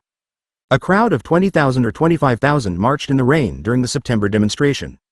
A contingent of black workers and a group of 200 members of the IWA attracted press attention as did a painters' union float carrying the slogan, "Peacefully if we can, forcibly if we must. When peaceful efforts fail, then the revolution." 51. The next year New York City workers struck for 8 hours. Taking their cue from the Brooklyn house painters who walked out in April, other building tradesmen in New York left their jobs, some of them for months. The mass strike ultimately involved some 100,000 workers and featured 8-hour rallies throughout the spring. Leadership came from both branches of the IWA, from the various German and English unions and, most importantly, from Stewart's followers, organized in the North American 8-Hour League. Related crafts cooperated in such bodies as the Building Trades League, Furniture Workers 8-Hour League, and Metal Workers 8-Hour League, three organizations which counted 21,400 members. By early June, the building tradesmen had nearly all won their demand. Later that month, a New York Sun account estimated that 60,000 of 95,000 strikers had secured the 8-hour day. According to some accounts, victory parades drew 150,000. But the furniture workers and metal workers failed to prevail.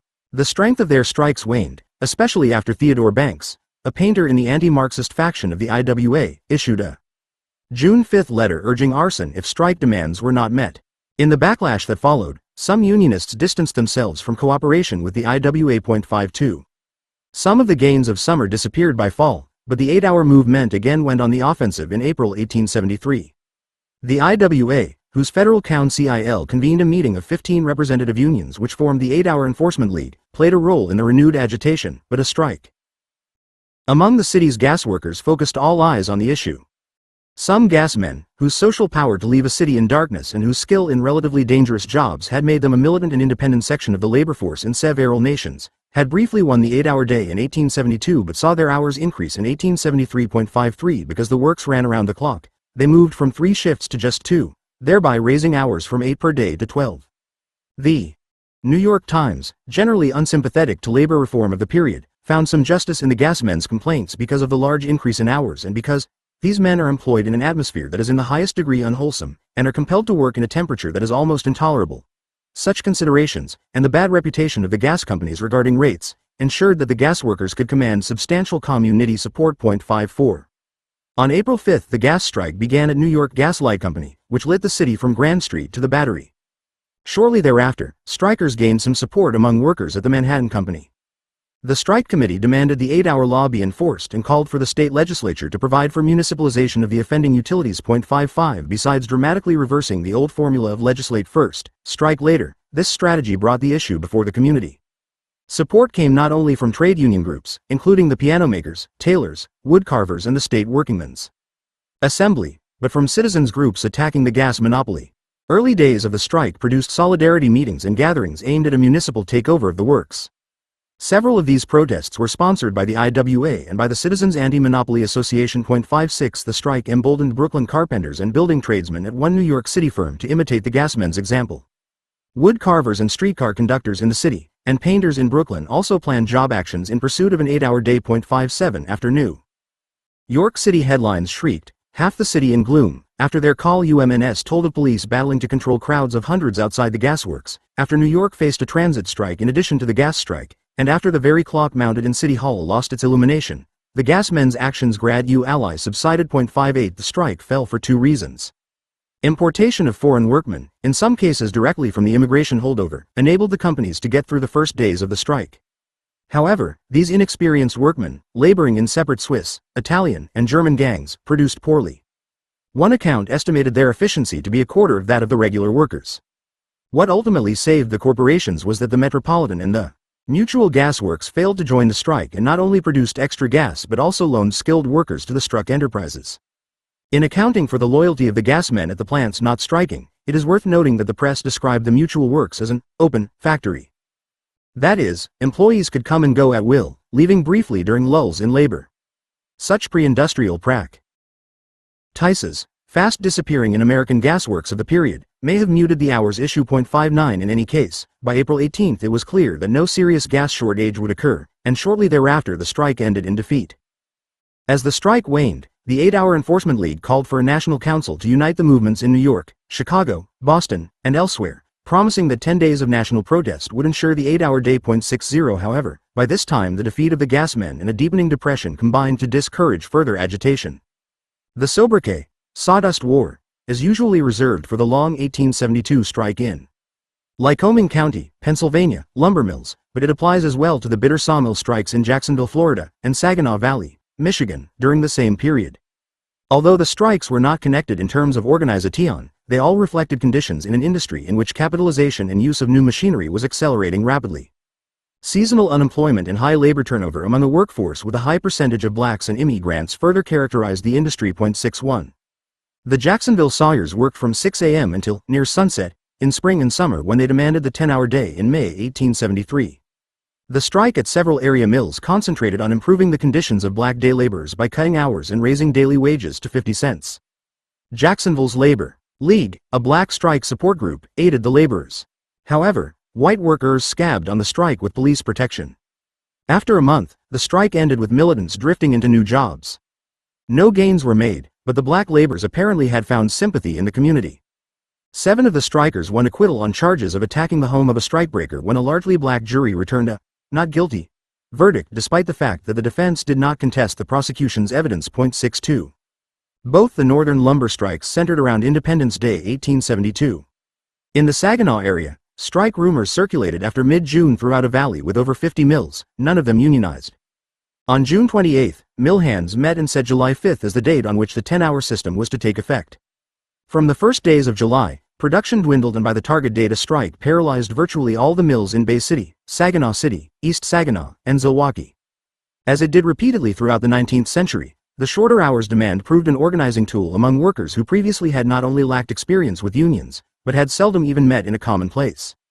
At the first rally to support the strike, about 1,000 sawyers gathered to hear speeches. 63. From the start of the conflict, the gap in organization between the companies and the strikers was manifest. Although some societies of German workers existed, the mill workers were virtually without organization at the start.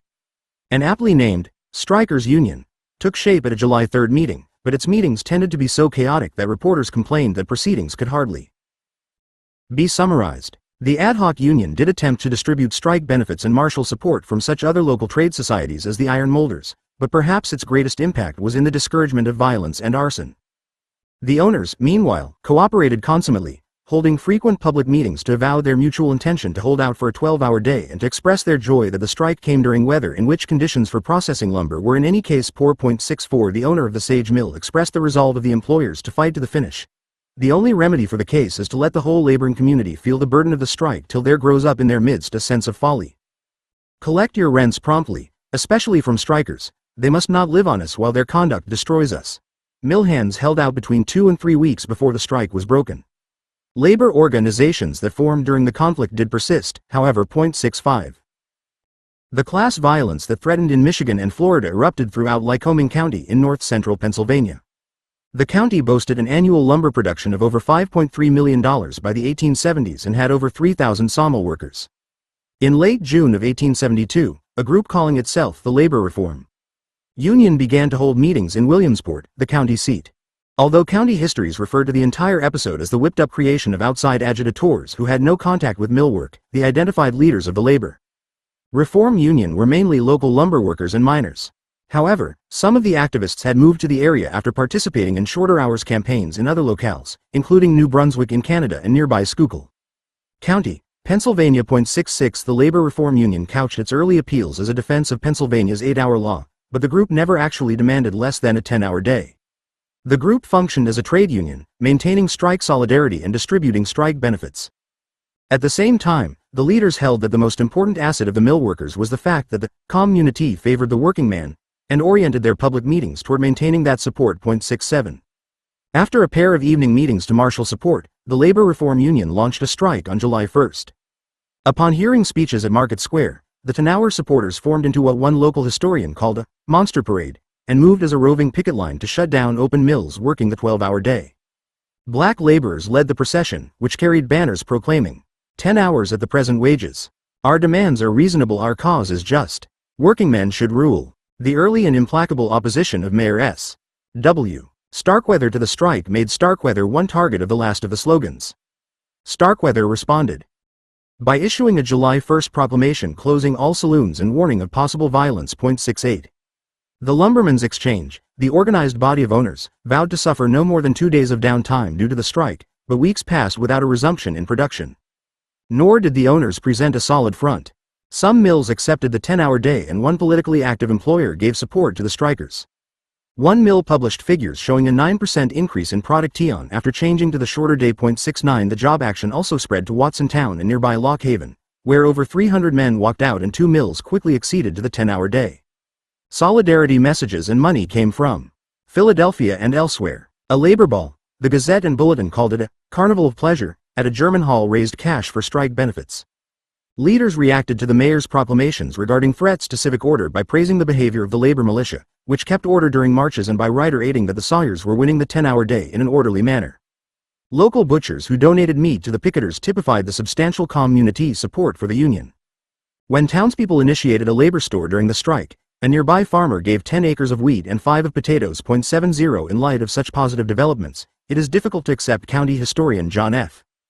McGinnis's contention that the violence that erupted after July 20 resulted from a plot by leaders of the labor reform union who feared that a back-to-work movement was afoot. During the days before the rioting, 2 changes took place. The mayor, continuing to brand the strike as dangerous, deputized scores of strike opponents as special police. Meanwhile, the Lumbermen's Exchange began recruiting strikebreakers from outside the area. 71 By July 20 a showdown was imminent. That Saturday, the head of the Pennsylvania State Labor Union Federation told a huge strike crowd to remember labor's role in the war and prepare for a patriotic labor parade on the following Monday. Early the next morning, strike supporters gathered in a scheduled parade but also organized squads at various points along the railway line to dissuade incoming strikebreakers. After a short march, the main body of demonstrators diverged from the permitted line of march and neared Filbert and Otto's mill. The deputized police, fearing an attack on the mill and on the strikebreakers, turned pistols on the crowd. Pandemonium ensued and, amidst a shower of brickbats, the police were overwhelmed. The crowd marched from mill to mill and ended production in each. 72. Although the violence committed in the rioting probably consisted of less than a dozen minor injuries to deputies and strikebreakers, the mayor called in militia from surrounding cities. By the following morning, troops from Harrisburg patrolled the city, and by that afternoon over 300 soldiers from 7 cities kept order under an edict from Pennsylvania's Republican Governor John W. Geary. Keeping order meant arresting all leading strike supporters. 58 men were apprehended and 21 bound over for trial. Extremely high bail immobile.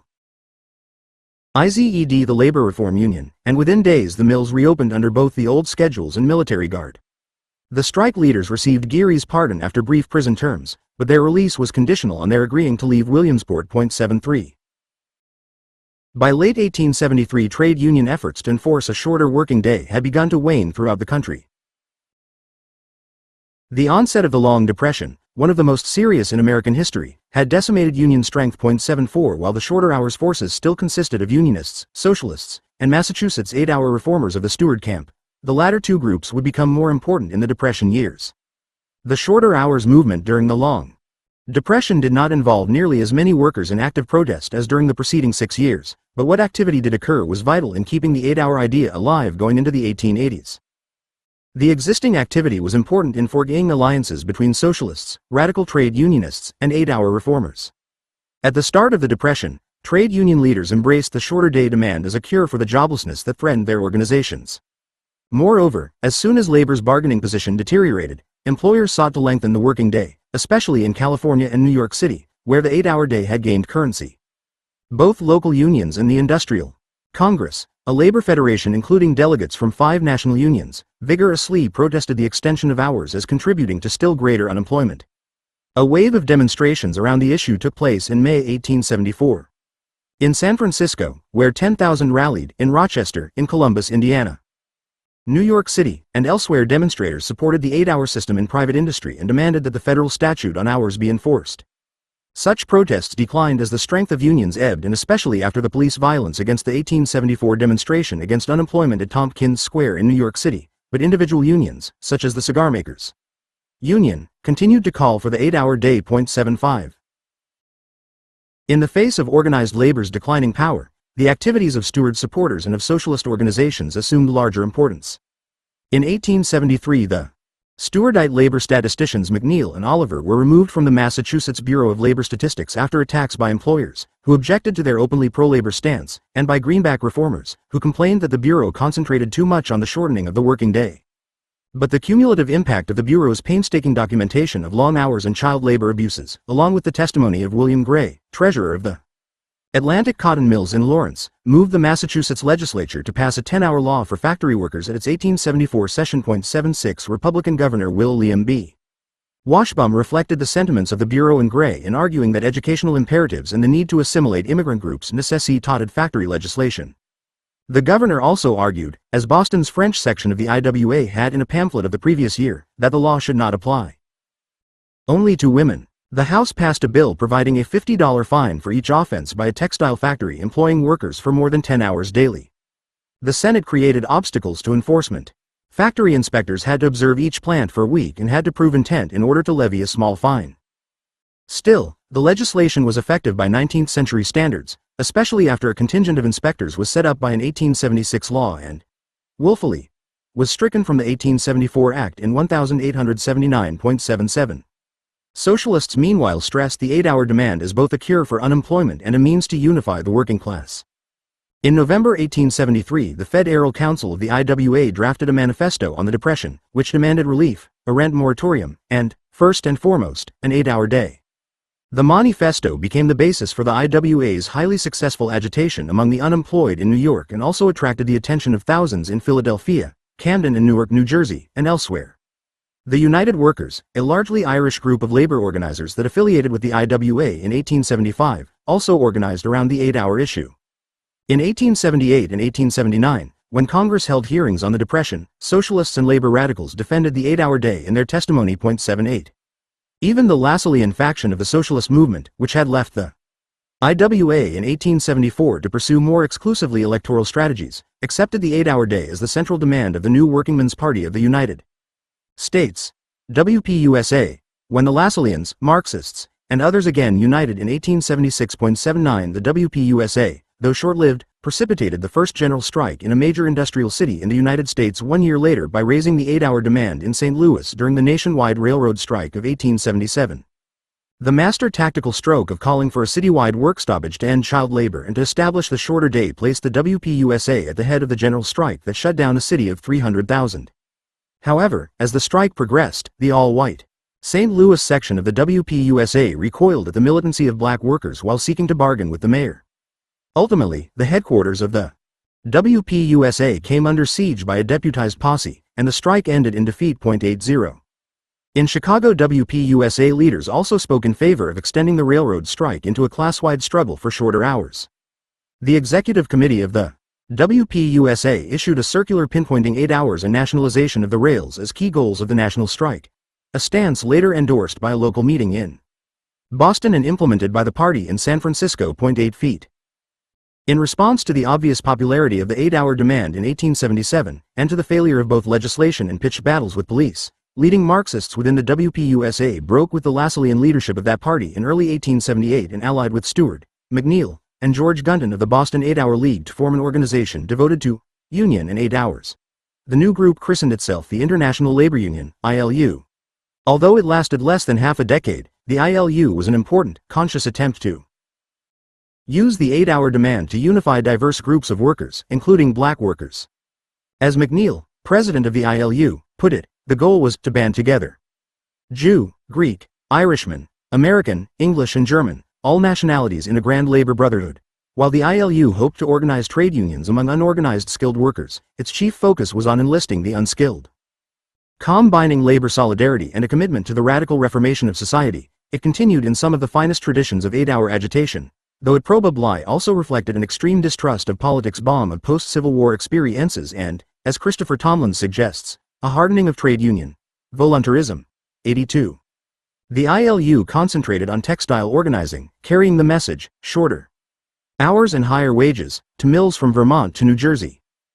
Between 1878 and 1880, operatives in many mill towns responded to Depression wage cuts and ILU propaganda with strikes. Most spectacular were the walkouts at Cohoes, New York, and Fall River, Massachusetts. Many of the 5,000 Cohoes workers who struck in 1880 and won a 10% wage boost and a 50-minute dinner break joined the ILU. 83 at Fall River. 5,000 workers had enlisted in the Union at the height of the Great 1878 to 1879 strike for a 9-hour day and restoration of a 15% wage cut.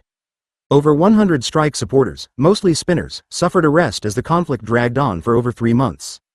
Despite a solidarity parade attended by 25,000, the demands did not carry. After rapid early growth, the ILU attracted nearly 8,000 members in 13 states during its first year. The ILU declined rapidly in response to a series of setbacks and strikes at Fall River and elsewhere. By 1883, the ILU had ceased to exist outside Sorge's hometown of Hoboken, New Jersey. 84 Nonetheless, the organization was important not only in the struggle for a shorter working day, but in American labor history generally. Its strategy of emphasizing trade unionism reflected the lessons taught by the failure of hours legislation during Reconstruction. Its composition reflected the willingness of 8-hour reformers, union organizers, and Marxists to cooperate on the basis of a common belief in the significance of shorter hours.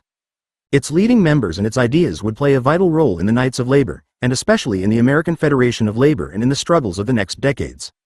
As Kenneth Fones Wolfe has recently written, when asked what labor wanted in the 1890s, Gompers could quickly answer, 8 hours. Because of Stewart and McNeil, the AFL president recognized it to be a vital first step toward reaching an American working-class goal that would guarantee the worker the full product of his labor. If trade unionists felt the 8-hour workday so crucial for achieving working-class unity, it was Stewart and McNeil who made it so. And it was in the ILU that Stewart and McNeil firmly entrenched this traditional American issue in the thought of the heirs of Marxist trade unionism. 85.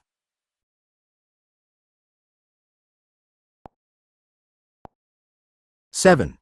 Haymarket and its context. Albert Parsons, August Spies, Adolf Fischer, George Engel, Michael Schwab, Samuel Fielden, Oscar Neebe, Louis Ling. The names of the victims of the governmental violence which took place after a bomb exploded in Chicago's Haymarket Square during the unprecedented strike wave of May 1886 deserve pride of place in any account of the movement for a shorter working day during the 1880s. But the very nature of the Haymarket events, with all the excitement and heroism that surround them, has somewhat overshadowed other important considerations in understanding the period and Haymarket itself. This chapter describes Haymarket and its relationship to a continuing tradition of class struggle over hours, to the interaction between skilled and unskilled workers, to ethnic interplay in the labor movement, and to the development of new organizational forms. One point is certain: working hours remained long throughout the early 1880s. The most complete figures, covering 552 establishments in 40 industries and 28 states, date from 1883 and indicate that the mean working day was still over 10 hours, including Saturdays. By that year, a 10-hour, 6-day week had become the norm in most of the surveyed industries, but glaring exceptions to this schedule persisted. 1. When European socialists Edward Aveling and Eleanor Marx Aveling toured the United States in 1886, they collected data showing that street railway drivers and bakers in various locales labored more than 15 hours daily. Complaints concerning shaving of time by employers arose regularly, especially in textile mills, where, operatives complained, the manipulation of clocks often added 20 to 30 minutes to the agreed-upon working day.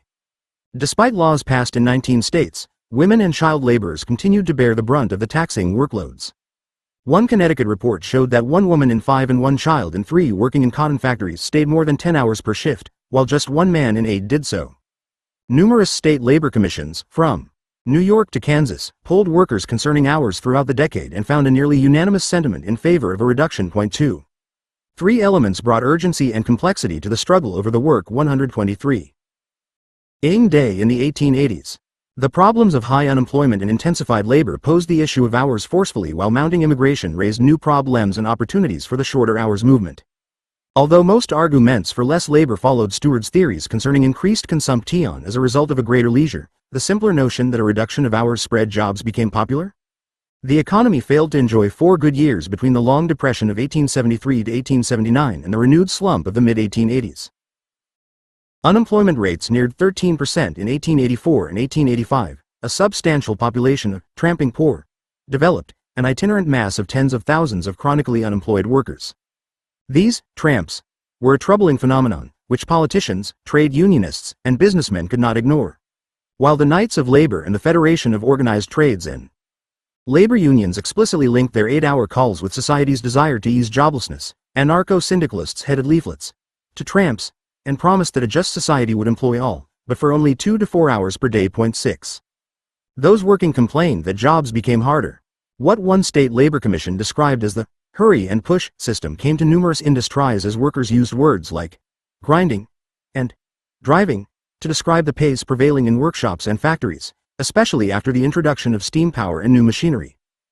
Ironically, some of the speed-up in textile factories appears to have been inspired by a desire to increase production after the institution of rather effective 10-hour legislation. 7 In certain large industries, including iron and steel, mining, and tool and die production, workers retained a good deal of autonomy even as technology changed.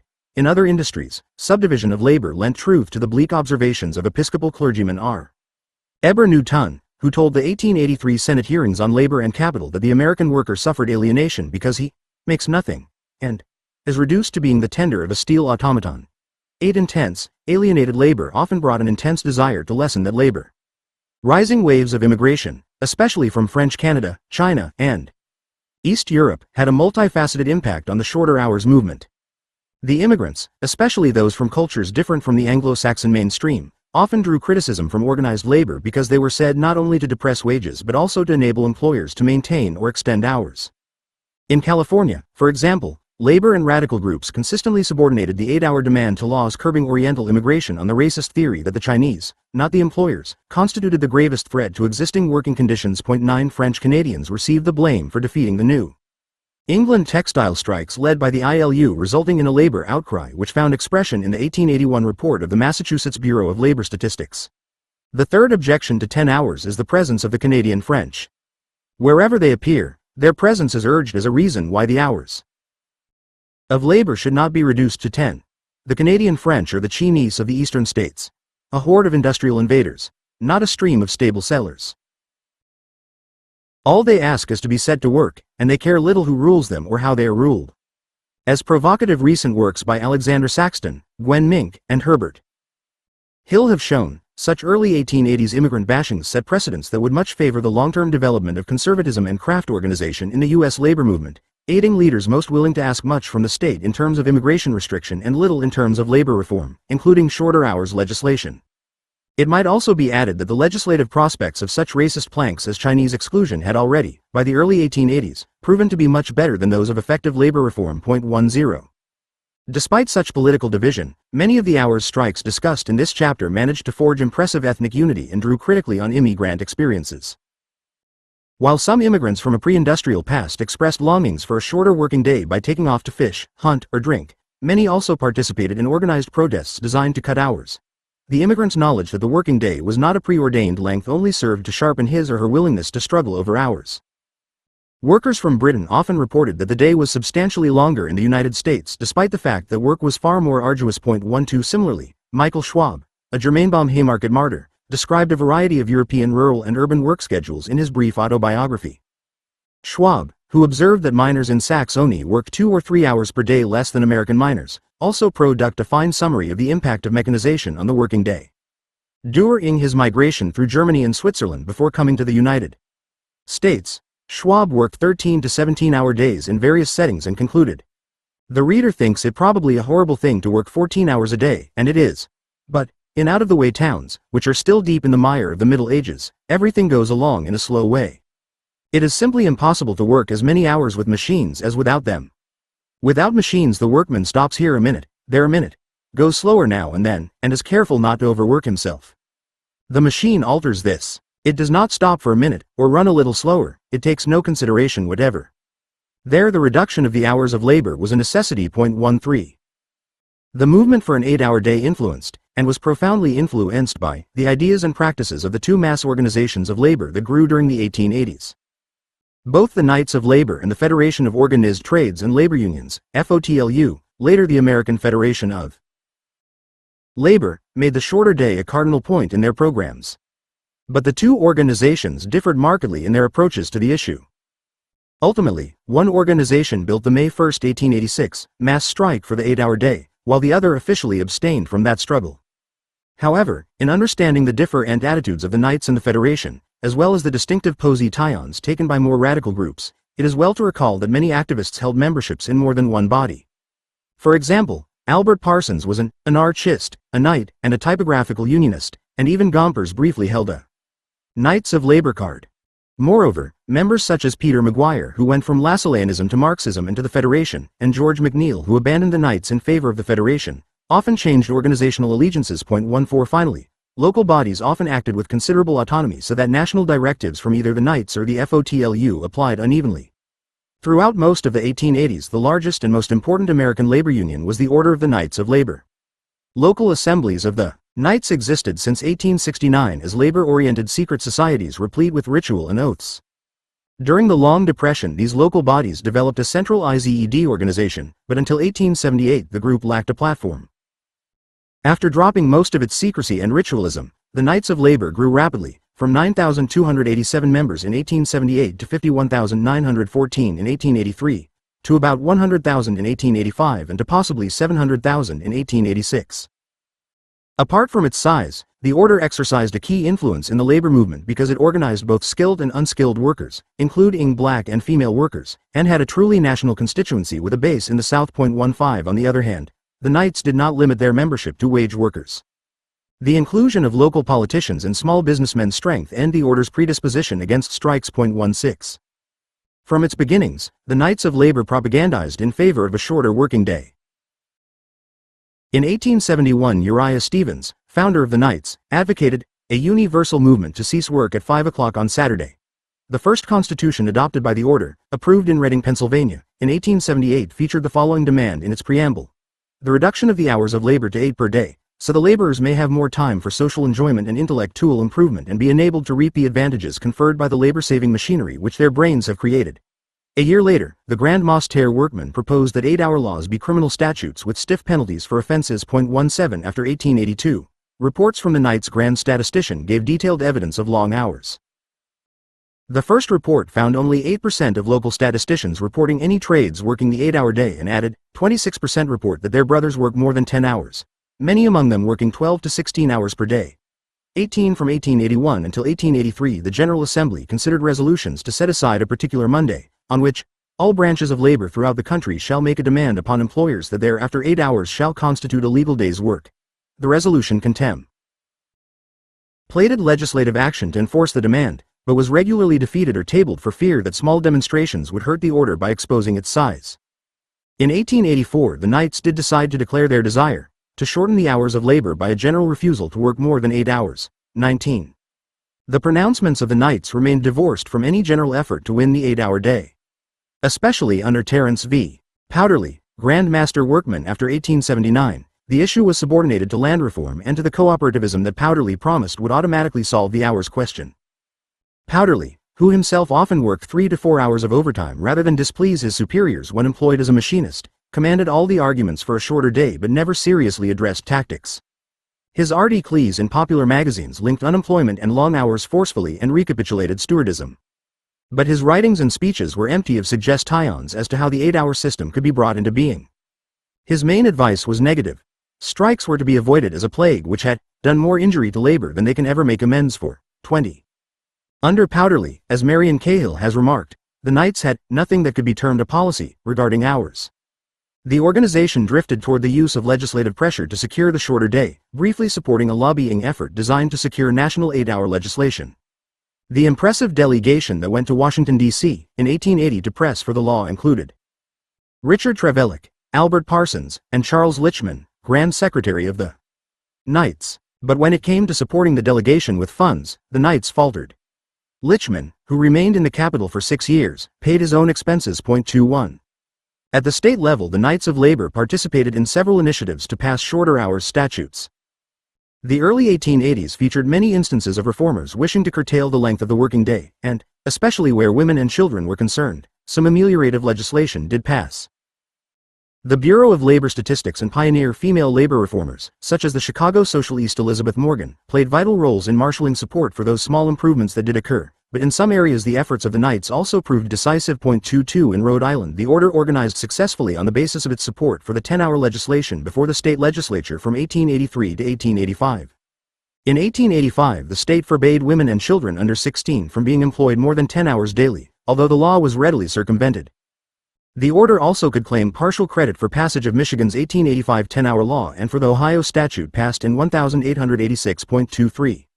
While Michigan and Ohio hosted strikes, supported half-heartedly by the Knights, in order to enforce recently passed statutes, the Maryland order struck first and then appealed to the legislature. The coal regions of western Maryland witnessed spectacular growth of the Knights in 1879 and 1880. When Knights District Assembly 25, representing 2,170 workers, published work rules in its Frostburg Mining Journal in 1881. The mining companies were taken aback. Not only did the rules specify a 10-hour maximum working day, but they set 10 tons as a day's production for a two-man crew. This meant that mine drivers, laborers, and mechanics, all of whom sometimes worked very long hours, achieved a standardized working day, and miners, who formerly worked by the ton on less favorable terms, could sometimes turn out a day's production in a few hours and leave the mines. Mine owners complained of the high wages but appeared even more galled by the Knight's presumption to manage work. 24. After a year of living with the regulations, the owners provoked the Great Strike of 1882 by insisting on an 11-hour day and a wage cut. On March 14, 3,800 mine workers walked out. The strike spread, even into West Virginia, but soon lost momentum. The employer's assault included importation of strikebreakers and eviction from company housing, but Powderly's effect on the morale of the strikers was as harmful as any of the owner's actions. The Knight's leader Prevatt Lee opposed the strike and lectured local leaders with aphorisms such as, "Strike at the boss and hit yourself." Powderly took no note of the hours issue and pushed for an arbitrated settlement based on the wages. Such a solution was not forthcoming, and the strike was 4 months old before Powderly acknowledged that it might be serious enough to require a special levy for support. Substantial support never arrived, and the miners admitted defeat after 5 months. In 1884, a 10-hour law applying to 2 mining counties passed the Maryland legislature with the support of the Knights, but the enfeebled mining unions could not force compliance. Formal struggle gave way to informal limiting of production by dissatisfied workers, but the Knights found no resurgence in Maryland. 25. The craft unions and the FOTLU, like the Knights, displayed a consistent interest in 8 hours. Unlike the Knights, they made attempts to develop a meaningful strategy to implement the demand. Many individual unions, including the cigar makers, carpenters, molders, furniture workers, and painters, were on record as supporters of the 8-hour system. 26. The National Federation of Miners and Mine Laborers, founded in 1885, placed the 8-hour day high on its list of objectives. With the advent of the Bessemer converter, some members of the Amalgamated Association of Iron and Steel Workers secured the 8-hour shift, either through strikes or by agreement, and the union favored universal adoption of the system. 27. When unionists met in the FOTLU, they immediately addressed the issue of hours. Ironically, in view of later history, they first opted for a legislative approach.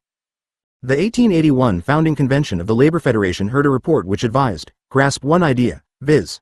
Less hours and better pay, asked, how will we accomplish this? And answered, as the capitalists and wage grabbers obtain their ends, by law. The following year the FOTLU delegation met with U.S. President Chester A. Arthur to lobby for enforcement of the 1868 federal 8-hour law, but Arthur reportedly brushed them aside with the comment, I do not think the 8-hour law is constitutional and no power on earth can make me enforce an unconstitutional law. 28. The 1882 and 1883 conventions raised the enforcement issue to first place among FOTLU demands. Although the latter convention directed inquiries to the 2 major political parties regarding hours, neither the Democrats nor the Republicans replied. By 1884, the legislative road to shorter hours came into disfavor. The convention of that year heard in its secretary's report, this much has been determined by the national 8-hour law. It is useless to wait for legislation in this matter. 29. By 1884, the influence of Marxists and ex-socialists in the FOTLU had helped propel the organization toward trade union action to secure shorter hours. Leaders such as Gompers and Adolf Strasser of the Cigar Makers Union, J. P. McDonnell of the New Jersey Federation, and Peter J. McGuire of the Brotherhood of the Carpenters and Joiners had long been associated in New York, New Jersey, Connecticut 8-hour struggles, socialist study groups, and various organizations allying trade unionists and socialists. McGuire, initially a Lassallean, stressed the importance of trade unionism to members of the Socialistic Labor Party in the early 1880s. Although Gompers and Strasser had already begun a rightward swing, especially relating to internal matters in the Cigar Makers Union, both retained a commitment to 8 hours heavily influenced by Marx and Stewart. 30. Gompers remembered that long hours stimulated his early thoughts of labor reform and considered the 8-hour day as the one demand that could produce working-class unity. 31. At first McGuire, who espoused the 8-hour day as a socialist demand, failed to win Gompers' support for his proposal that workers should establish it by direct action. During the 1882 convention, Gompers opposed McGuire's resolution declaring the 8-hour system to be labor's prime demand, although his opposition was mainly to the resolution's class-conscious rhetoric, not a disagreement with its thrust. However, by 1884 Gompers helped to draft the fateful resolution that set May 1, 1886, as the date on which the 8-hour system would take effect in all industry. The resolution, which passed 23-2, did not specify what tactics would be used, but when the delegates approved Frank K. Foster's proposal that a vote be taken in all labor organizations as to the feasibility of a universal strike for a working day of 8 or 9 hours, to take effect not later than May 1, 1886, they implied that a massive work stoppage might occur. 32. At first the Knights seemed likely to reach an accord with the FOTLU on tactics.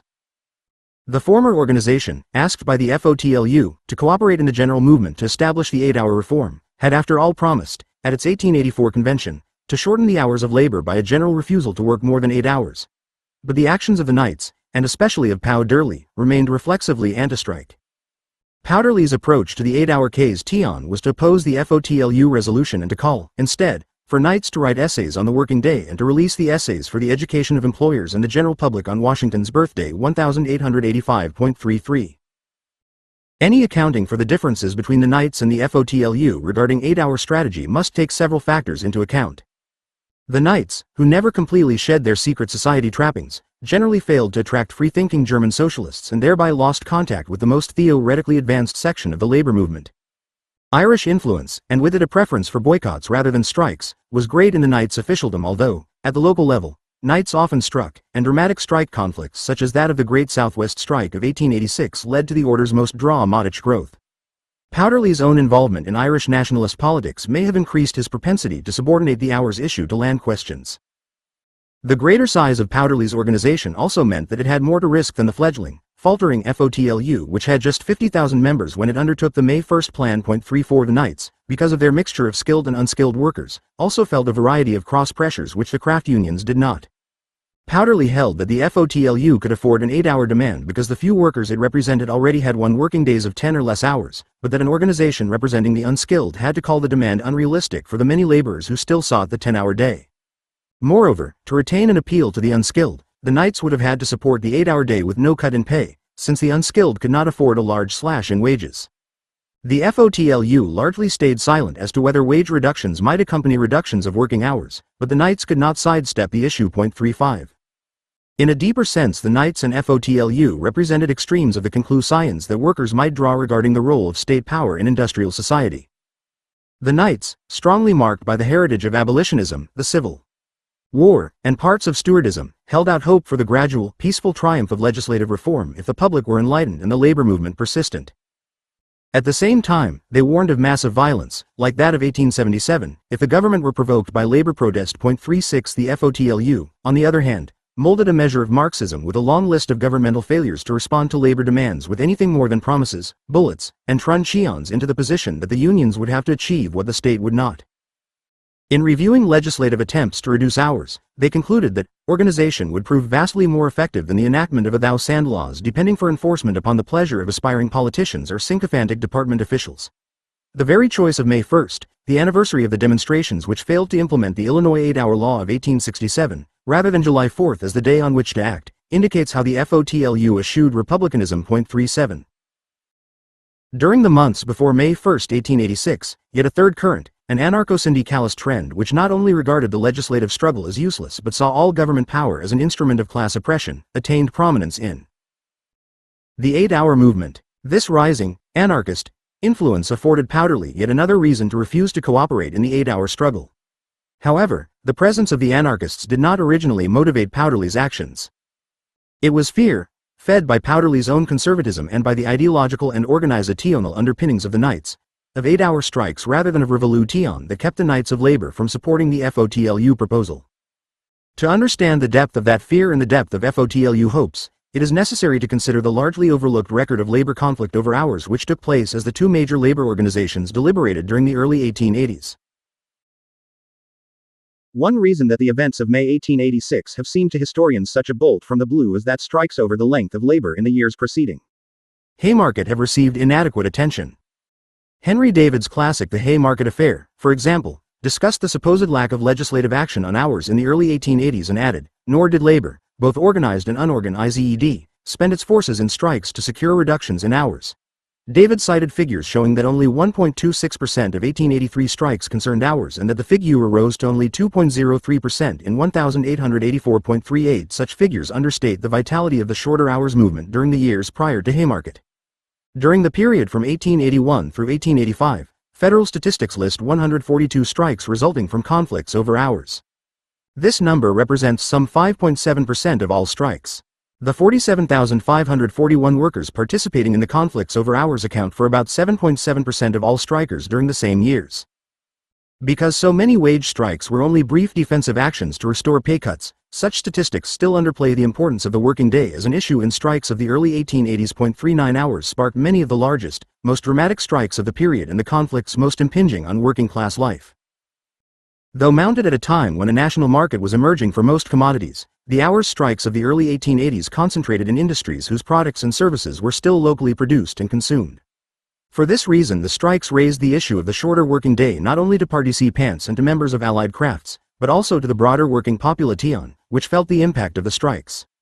Drivers and laborers on street railways, for example, rebelled against a working day that often topped 14 hours in a series of strikes that disrupted urban public transportation. Following a New York City railwayman strike in 1880 came walkouts in Boston, 1881, St.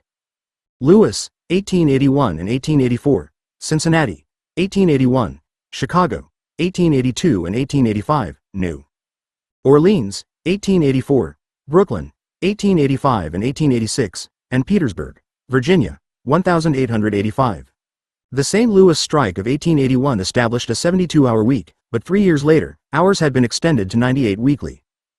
In New Orleans, the victory of the 1884 strike established a 14-hour day, down from 15.40. Union and Roediger leaders stressed such incredibly long hours in arguing for public support for the transit workers and in generally raising the question of hours in public debates. 41.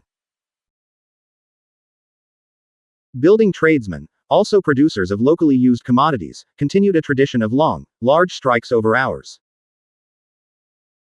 Stonecutters in Philadelphia won the 9-hour day in 1881. Carpenters in Port Chester, New York, unsuccessfully attempted to reduce their 10-hour day the following year. By 1884, large strikes gripped the building trades. Over 2,000 Chicago carpenters walked out, most of them gaining an hour more leisure per week. In New Orleans, 800 carpenters and laborers, working 9-hour days, successfully resisted a cutting back of their dinner hour. 20 strikes involving 8,389 building tradesmen in 4 crafts punctuated the summer in New York City, and nearly 1,000 Brooklyn plumbers suffered a lockout in a dispute over time. 14 of the New York City strikes did shorten the working day, usually from 59 hours weekly to 53.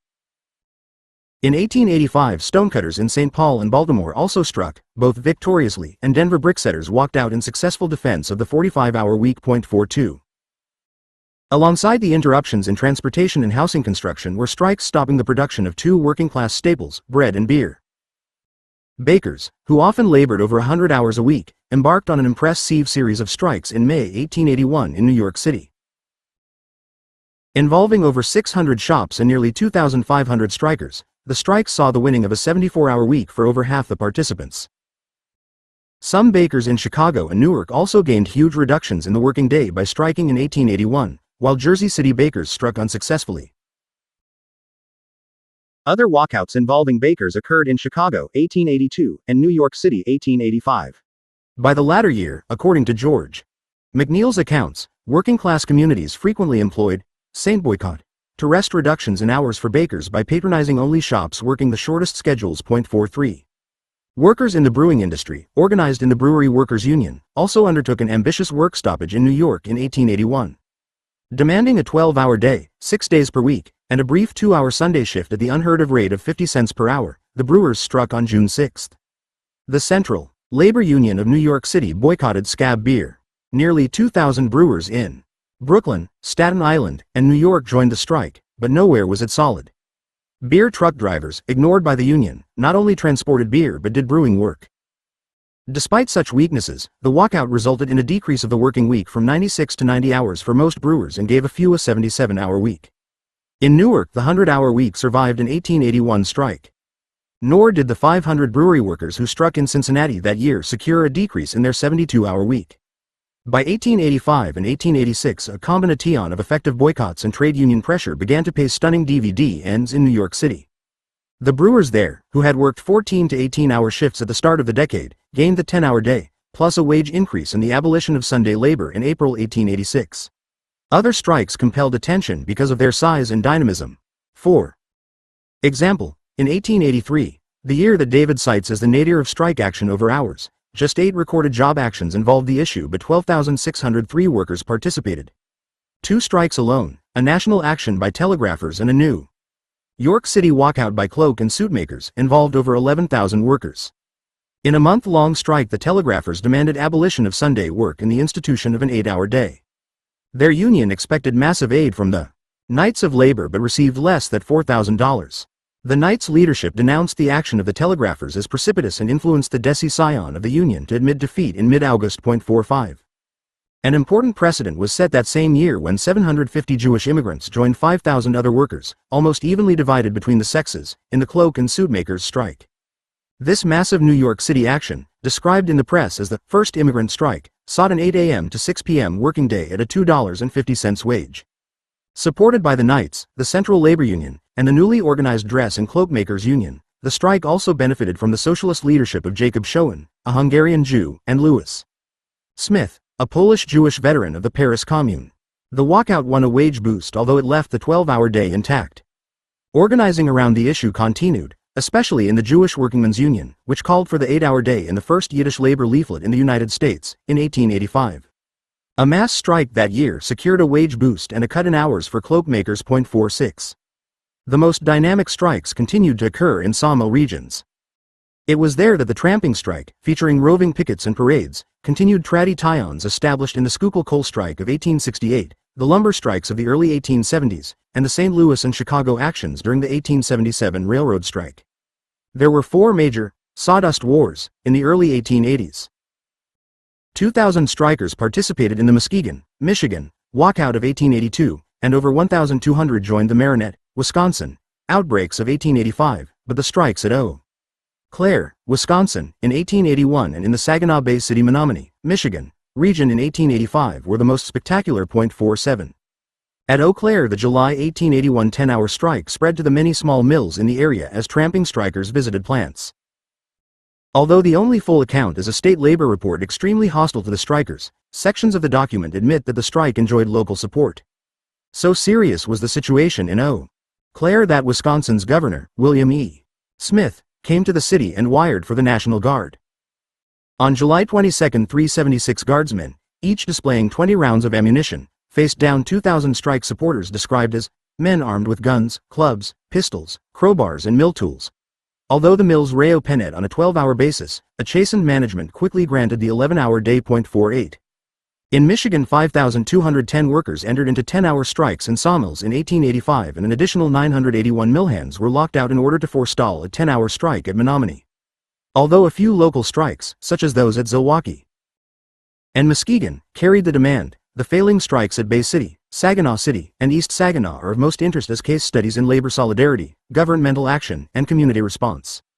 They, like most of the Michigan strikes, stemmed from the passage of a state 10-hour law. Although the law allowed for special contravening contracts and did not take effect until after the height of the lumbering season, the mill hands could legitimize their struggle by referring to the statute. 49.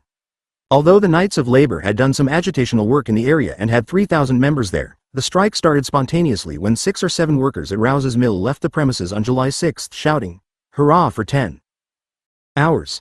Improvising a pennant from a bandana on a stick, the small group visited another mill and initiated a series of processions that spread the strike in succeeding days.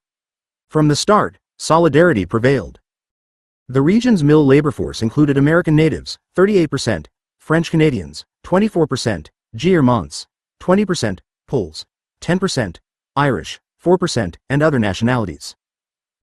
At Bay City, the various groups, especially unskilled Polish Catholics and more skilled German Lutherans, cooperated. An early strike meeting featured a black speaker. Most importantly, unemployed mill hands, perhaps responding to appeals made by the Knights, took an active role in the processions. 50. Bay City's strikers enjoyed local support. Early processions were accompanied by a tolerant sheriff, himself a Knights of Labor member. The sheriff lost patience on the 3rd day when 500 men attempted to close the Russ brothers' mill by force. 3 arrests occurred, but by evening the mayor, another Knight, ordered the release of those seized. The strike then spread until it involved 2,500 workers. The Bay City press generally backed the strike, though usually with less vehemence than journalist D. C. Blinn, a strike leader and editor of the local Labor Vindicator. Blinn's calls for a general strike drew criticism, but the community remained pro-strike. The city council reacted so strongly against the importation of Pinkertons by the largely absentee-owned companies that the detectives were withdrawn. Henry W. Sage, a leading businessman, denounced the city's capitulation to the rule of mobs. After shutting down Bay City's mills on July 10, about 1,500 protesters draped barges with banners reading, 10 hours or no sawdust, and journeyed to East Saginaw and Saginaw City. There they were met by another knight, Thomas Berry, a Democratic Greenback legislator who had introduced the state 10-hour law, and by longshoremen supporting the 10-hour day. The roving crowd closed all Saginaw area mills, mostly without violence, but with a few incidents of clubbing and stoning. These incidents, and the feeling that Bay City outsiders had invaded the area, enabled the mayors of the two Saginaws, both sympathetic to the mill owners and one an owner himself, to deputize 100 Pinkertons. Even so, the strike in the Saginaws enjoyed some local support.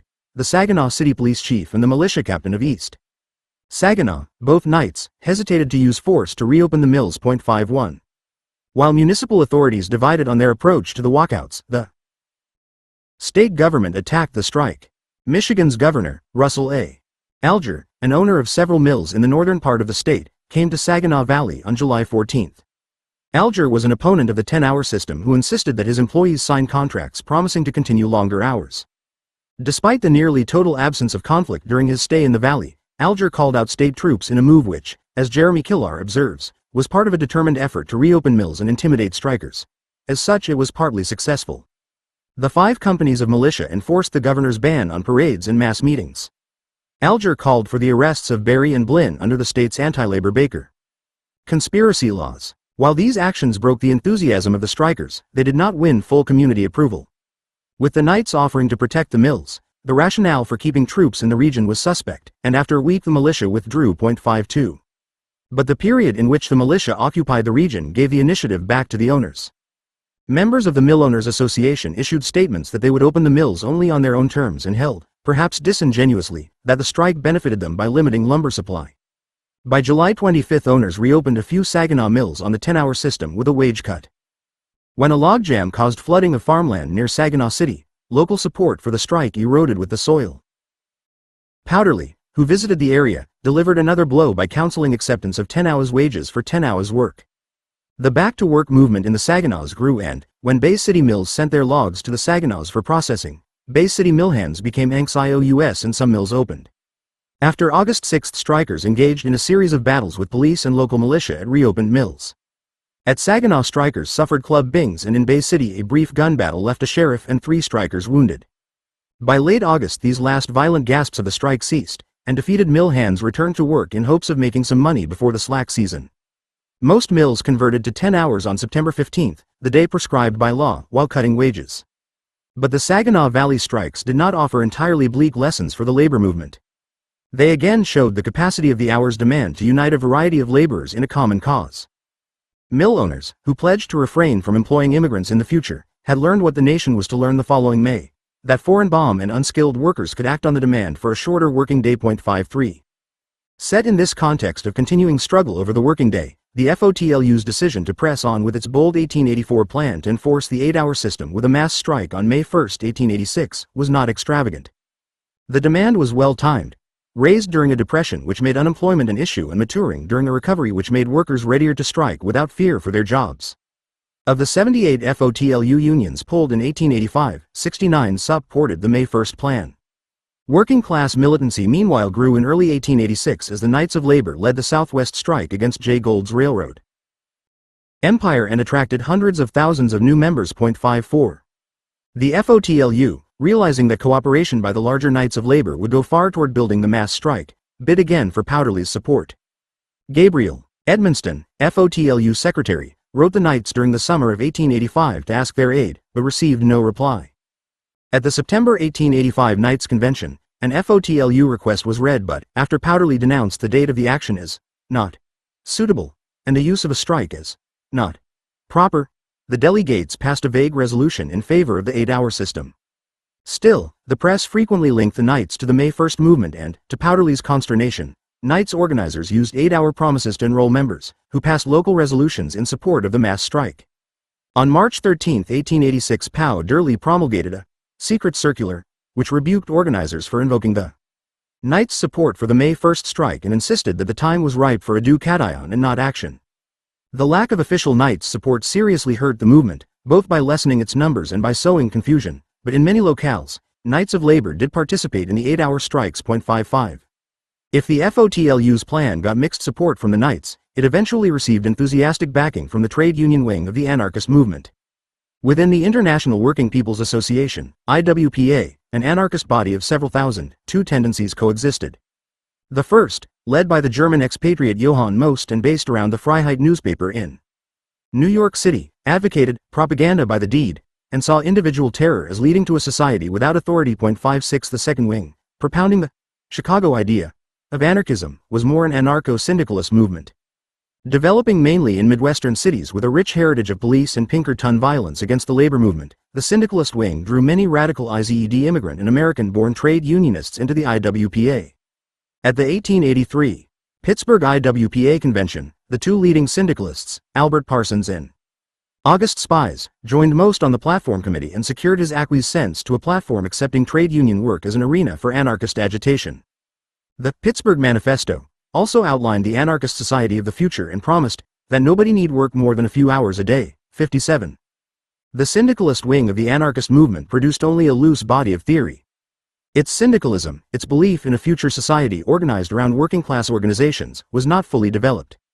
Leaders could, for example, enthuse about a utopia vaguely based on consent and freedom, or could pinpoint the Granges, trade unions, and Knights of Labor assemblies as the embryonic groups of the ideal anarchistic society. Similar imprecision marked the group's ideas of force. At various times the Chicago idea appeared to mean advocacy of individual tenor, of mass insurrection, and of working-class self-defense. Most commonly, the last-mentioned function of violence was stressed, although leaders engaged in a good deal of loose, bomb-talking, as the socialist writer Floyd Dell termed it. 58. Such countenancing of violence gave the press the chance to attack the 8-hour movement through its most radical IWPA wing, but the positive aspects of the syndicalist participation outweighed such bad publicity. The syndicalists brought a class analysis, energy, and an appeal to the unskilled and immigrant worker to the 8-hour campaign. A persistent myth regarding the syndicalists is that they entered the 8-hour movement late and as opportunists. Such a charge, raised by the prosecution during the trial, and by historians, is an oversimplification. 59. Albert Parsons, for example, had acted as the chief English-language spokesperson in Chicago for the Workingmen's Party when that group demanded an 8-hour day during the 1877 railroad strike. He led in the building of the July 4 8-hour demonstrations of 1878 and 1879, demonstrations that brought Ira Stewart and George McNeil to Chicago, and held office in the 8-Hour League. During 1879 he publicly differed with his Socialist Labor Party comrades, Thomas Morgan and George Schilling. Parsons argued that 8 hours was a revolutionary demand. In 1880 he joined 4 other labor leaders as a member of the 8-Hour Lobby in Washington, D.C. That same year he withdrew from active electoral activity in part because of his conviction that the number of hours per day that wage workers are compelled to work amounted to their practical disenfranchisement. 60. Throughout the early 1880s Parsons attempted to build revolutionary unionism by consistent activity in favor of basic class demands, including shorter hours, both as a member of the International Typographical Union and as a founding leader of the Central Labor Union. Others of the Haymarket martyrs similarly noted that the length of the working day abetted their radicalization and pointed with pride to their record as activists in the shorter hours and trade union movements. 61. The confusion that provided slim justification for the view that the IWPA's syndicalists had no sincere concern for the 8-hour day stemmed primarily from 2 articles that appeared in the English-language anarchist newspaper Alarm in 1885. The first article, an August reply to a FOTLU circular asking cooperation in the May 1st campaign, branded the FOTLU plan a waste of precious time and effort. A month later the Alarm pledged not to antagonize the 8-hour movement, but argued that 8 hours meant nothing if capital still ruled. This posting, which termed the 8-hour day more than a compromise, a virtual concession that the wage system is right, came in part from a desire to placate the Most faction of the IWPA, which barely countenanced revolutionary unionism and regarded all reform as anathema. 62. It also gained credence because IWPA organizers, influenced by a literal application of Marx's ideas on surplus value, had generally ceased to preach 8 hours but had instead argued that justice would be served if the capitalist received just the 2, 3, or 4 hours of work that it took for labor to produce the value of its wages. But the anti-May 1st position, arrived at with Parsons traveling away from Chicago, was speedily overturned. The syndicalists came to endorse the struggle as a class movement, from which they did not want to stand aloof, and from January until May of 1886, threw their energies into the May 1st campaign. 63. The syndicalists provided skilled organizers and added a sense of the dramatic to the movement. Particularly in Chicago, IWPA women such as Lucy Parsons, Lizzie Swank Holmes, and Sarah E. Ames did vital organizing in the needle trades, while Albert Parsons, Samuel Fielden, Michael Schwab, and Oscar Neebe enrolled cloakmakers, packing house workers, clerks, and painters into the 8-hour effort. The Chicago IWPA members had familiarity with a flair for the theatrical. In the 1879 8-hour parade, Albert Parsons' Union Local sent a float bearing a working press churning out shorter hours materials, and in 1885 the IWPA captured huge publicity by protesting the opening of the Chicago Board of Trade with leaflets headed, "Workmen, bow to your gods." As May 1st approached, the IWPA publicity machine again cranked up when the Central Labor Union sponsored a festive April 25 rally on the Chicago lakefront. 64. The IWPA also made a contribution by organizing armed workers' militias ostensibly capable of defending strikes. Since the 1877 railroad strike, various socialist rifle clubs had sprung up as a response to police violence. The growth of these study and defense clubs in Detroit, Milwaukee, Cincinnati, St. Louis, and Chicago during 1884 and 1885 derived mainly from IWPA influence. From October 1885 until the strike, the syndicalists emphasized that strikers would have to defend themselves. 65. While these calls to arms must be described as shows of bravado by a still tiny group, they represented an attempt to show how mass strike might be defended. Moreover, they were the lone attempts by a labor organization to speak to what was a prime concern of prospective strikers, the possibility of attacks by private and public police. Finally, the IWPA broached what was the main issue of the strike for the unskilled workers. At the time, the FOTLU did not state that no wage cut should accompany the transition to the 8-hour system. Publications of the Craft Unionist Trades and Labor Assembly of Chicago openly offered to take wage cuts to win less hours, but the IWPA raised banners reading, 8 hours work for 10 hours pay. 66. This formulation was crucial in enlisting the support of lowly paid unskilled laborers who could not afford to lose wages. As May 1st drew near, it became clear that the FOTLU did not have sufficient forces to coordinate a national campaign. Instead of a centralized effort of craft unions, strike propaganda went out under the auspices of various local coalitions. In New York City, the craft unions did most of the work. In Chicago, Knights of Labor leader George Schilling, a socialist, joined the IWPA at the head of organizing efforts. Knights and the craft-oriented Trades and Labor Assembly predominated in Cincinnati, while an 8-hour league unified the forces of the Knights and others in Milwaukee. 67. But localism did not mean weakness. By March, the campaign forced city councils in Chicago and Milwaukee to grant the 8-hour day to municipal laborers. The cigar workers successfully demanded a 9-hour shift in January as preparation for later events. By mid-April, John Swinton's paper, A Labor Weekly, reported 8-hour agitation everywhere. The Wisconsin Commissioner of Labor and Industrial Statistics later wrote that 8 hours was the topic of conversation in the shop, on the street, at the family table, at the bar, in the counting room, and the subject of numerous able sermons from the pulpit. Newspapers speculated on the size of the coming strike and bewailed the influence of communism, lurid and rampant, in the 8-hour ranks. 68. Meanwhile, workers smoked 8-hour tobacco and wore 8-hour shoes, products already produced in shops working the shorter day, and sang hymns of the movement including, "We want to feel the sunshine. We want to smell the flowers. We're sure that God has willed it. And we mean to have 8 hours. We're summoning our forces from shipyard, shop and mill. 8 hours for work, 8 hours for rest, 8 hours for what we will." In the warm weather of late April, many workers must have followed the logic of the young immigrant Cincinnati furniture worker Oscar Ameringer and, with buds and Blue Hills beckoning, resolved to fight for more leisure. Thousands jumped the gun by striking before May 69. When May 1st arrived, a massive strike wave accompanied it. Its exact proportions remain unclear, but the number of strikers certainly far exceeded the 100,000 which some observers had predicted in April, although it fell short of the million participants predicted by Albert Parsons. The traditional estimates made by the Commons Group put the number of workers involved at 340,000. Of these, 190,000 are said to have struck and 150,000 to have demonstrated or won a voluntary reduction in hours. 45,000 in New York, 32,000 in Cincinnati, 4,700 in Boston, 4,250 in Pittsburgh, 3,000 in Detroit, 2,000 in St. Louis, 1,500 in Washington, and 13,000 in other cities. 70 These guesses err on the low side. For example, a thorough study of Milwaukee suggests between 14,000 and 20,000 strikers, and federal statistics indicate that in the strike center of Minneapolis-St. Paul about 2,500 walked out. Government data on St. Louis, which failed to mention several of the local strikes, nonetheless number over 4,500 participants in hours strikes in late April and May. For the District of Columbia the figures should be corrected to upwards of 2,200. Probably 400,000 and perhaps 500,000 workers joined in the agitation. They did so not only in urban centers, but in smaller cities and rural towns, in Montclair, New Jersey, Duluth, Minnesota, Argentine, Kansas, South Gardiner, Maine, Mobile, Alabama, Lynchburg, Virginia, Galveston, Texas, Cedarburg, Wisconsin, and a score of other localities. 71. With perhaps 90,000 demonstrators on the streets, with 30,000 to 40,000 on strike, with 45,000 having already benefited from decreases in hours, with every railroad in the city crippled, and most of the industries paralyzed. Chicago had the most eventful May. 72 In New York City, Samuel Gompers addressed a crowd of 10,000 in Union Square after a torchlight parade. A Maringer, carrying a piece of wood shaped into a dagger, found the May 1st demonstration in Cincinnati to be a fitting beginning to a jolly strike, and noted the presence of a workers' battalion of 400 Springfield Rifles. In Milwaukee, where 7,000 struck on May 1st, there were picnics and parades the following day.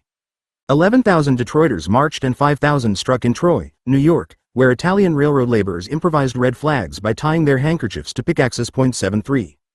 The May 1st strike featured processions of roving pickets who spread the strike. This meant that the already large number of strikers would swell further as the strike went on. In Milwaukee, for example, the second 2 days of the strike yielded at least 7,000 more participants. A like pattern developed in Chicago, St. Louis, and Cincinnati. 742 events, both involving police action, intervened to stem the strike's momentum. The celebrated events at Haymarket occurred 3 days after the strike's start, while the equally bloody Milwaukee tragedy followed 1 day later. The prelude to Haymarket was a chance May 3rd confrontation at the McCormick Harvester plant. Labor relations at the Reaper plant had long been grim. After armed Pinkertons attacked strikers there in April 1885, the Metalworkers' Federation Union at the factory organized an armed section. Trouble flared again the following February when the company violated an agreement not to discipline union activists and locked out workers for protesting. The lockout generated a bitter strike which continued in May. The strike did not concern hours, but the factory was located near the Black Road site at which the Lumber Shovers Union, 10,000 of whose largely immigrant members had struck for 8 hours, held a rally. 75. 6,000 lumber workers turned out for the afternoon rally at which IWPA member August Spies was scheduled to speak. As Spies' brief, tepid address neared its end, the McCormick factory bell sounded day's end for the strikebreakers manning the plant. Members of the crowd left the rally to taunt those leaving work. When the stick and stone throwing protesters caused the strikebreakers to retreat toward the factory and harvesters' windows where men aced, police fired into the crowd. 1 demonstrator died immediately from wounds, and probably 3 more died later. 76. Spies, who saw the massacre, dashed off a circular at the office of Arbeiterzeitung, the paper he edited. Printed in English and German, the circular called on workers to rise and destroy the hideous monster that seeks to destroy you, in the former language, and advised, avenge this horrible murder, in the latter. Spies later testified that the heading, Revenge, Working Men, to Arms, was added without his knowledge and that he insisted on the excision, arm yourselves and appear in full force, from a circular issued the following day. Nonetheless, the protest meeting set for 7:30 on May 4th promised to be tense because of the circulars, the inflammatory accounts in the newspapers, and the saber-rattling of Police Captain John Bonfield. 77. Throughout the day of May 4th strikers and police clashed, but the night's meeting proved surprisingly small. With a spring storm looming and other protest meetings slated in the neighborhoods, the demonstration did not draw more than 3,000. The crowd filled only one end of the huge Haymarket area and left ample room for police informants and Mayor Carter Harrison to observe. Spies led off with a short address directed against the press. Parsons, who had just returned from Cincinnati and knew little of the Chicago events, followed with an impressive oration that argued for socialism and urged workers to arm themselves, but cautioned against individual terror. A thunderstorm interrupted Samuel Fielden's speech, the last of the evening, and sent home 2/3 of the listeners, including Harrison. Fielden was about to finish when the police issued an order to disperse. As he protested that the meeting was peaceful, 180 police waded into the crowd on Bonfield's order. Seconds later, a sputtering, flickering bomb flew through the air and exploded in front of the police, killing 1 and wounding 50. The police then fired at the protesters and inflicted perhaps 70 wounds, at least one of them fatal. 7 police died later, mostly from wounds received in the gunfire. Now, headlined the Chicago Inter-Ocean, "It is blood," 78. The wheels of injustice turned swiftly. Massive police dragnets began immediately after the bombing. Police arrested hundreds and searched scores of homes and labor organizations, usually without warrants. Arrests of IWPA members, at first with no charge and then on the charge of conspiracy, mounted. In all, 31 indictments came down in connection with the murder, but, when informers and the wildly improbable were weeded out, 8 were selected for trial. Captain Michael Schock supervised the dragnet with, as Henry David observes, an immoderate appetite for fame. Schock produced a steady stream of uncovered plots, complete with planted bombs. The press raged against anarchists, vipers, and serpents. The New York Tribune and the Chicago Inter-Ocean editorially convicted IWPA leaders of murder on May 5. The New York Times waited until May 6. Harper's Weekly delayed conviction until May 8.79. Police raids and journalistic vituperation hurt more than the IWPA. The hysteria spilled over to brand socialists, 8-hour advocates, and immigrants as threats to order. No fine distinctions applied. The Chicago Furniture Manufacturers Association listed society's enemies as any communist, anarchist, nihilist, or socialist, or any other person denying the right of private property. 80 in Chicago, center of the May 1 movement, labor was put on the defensive. Elsewhere, outlandish rumors enjoyed credence and the anarchist threat legitimized repression. In Cincinnati, a mariner recalled, the strikers heard newsboys shout, "Anarchist bomb throwers kill 100 policemen." In Chicago, news which descended like a very cold blanket.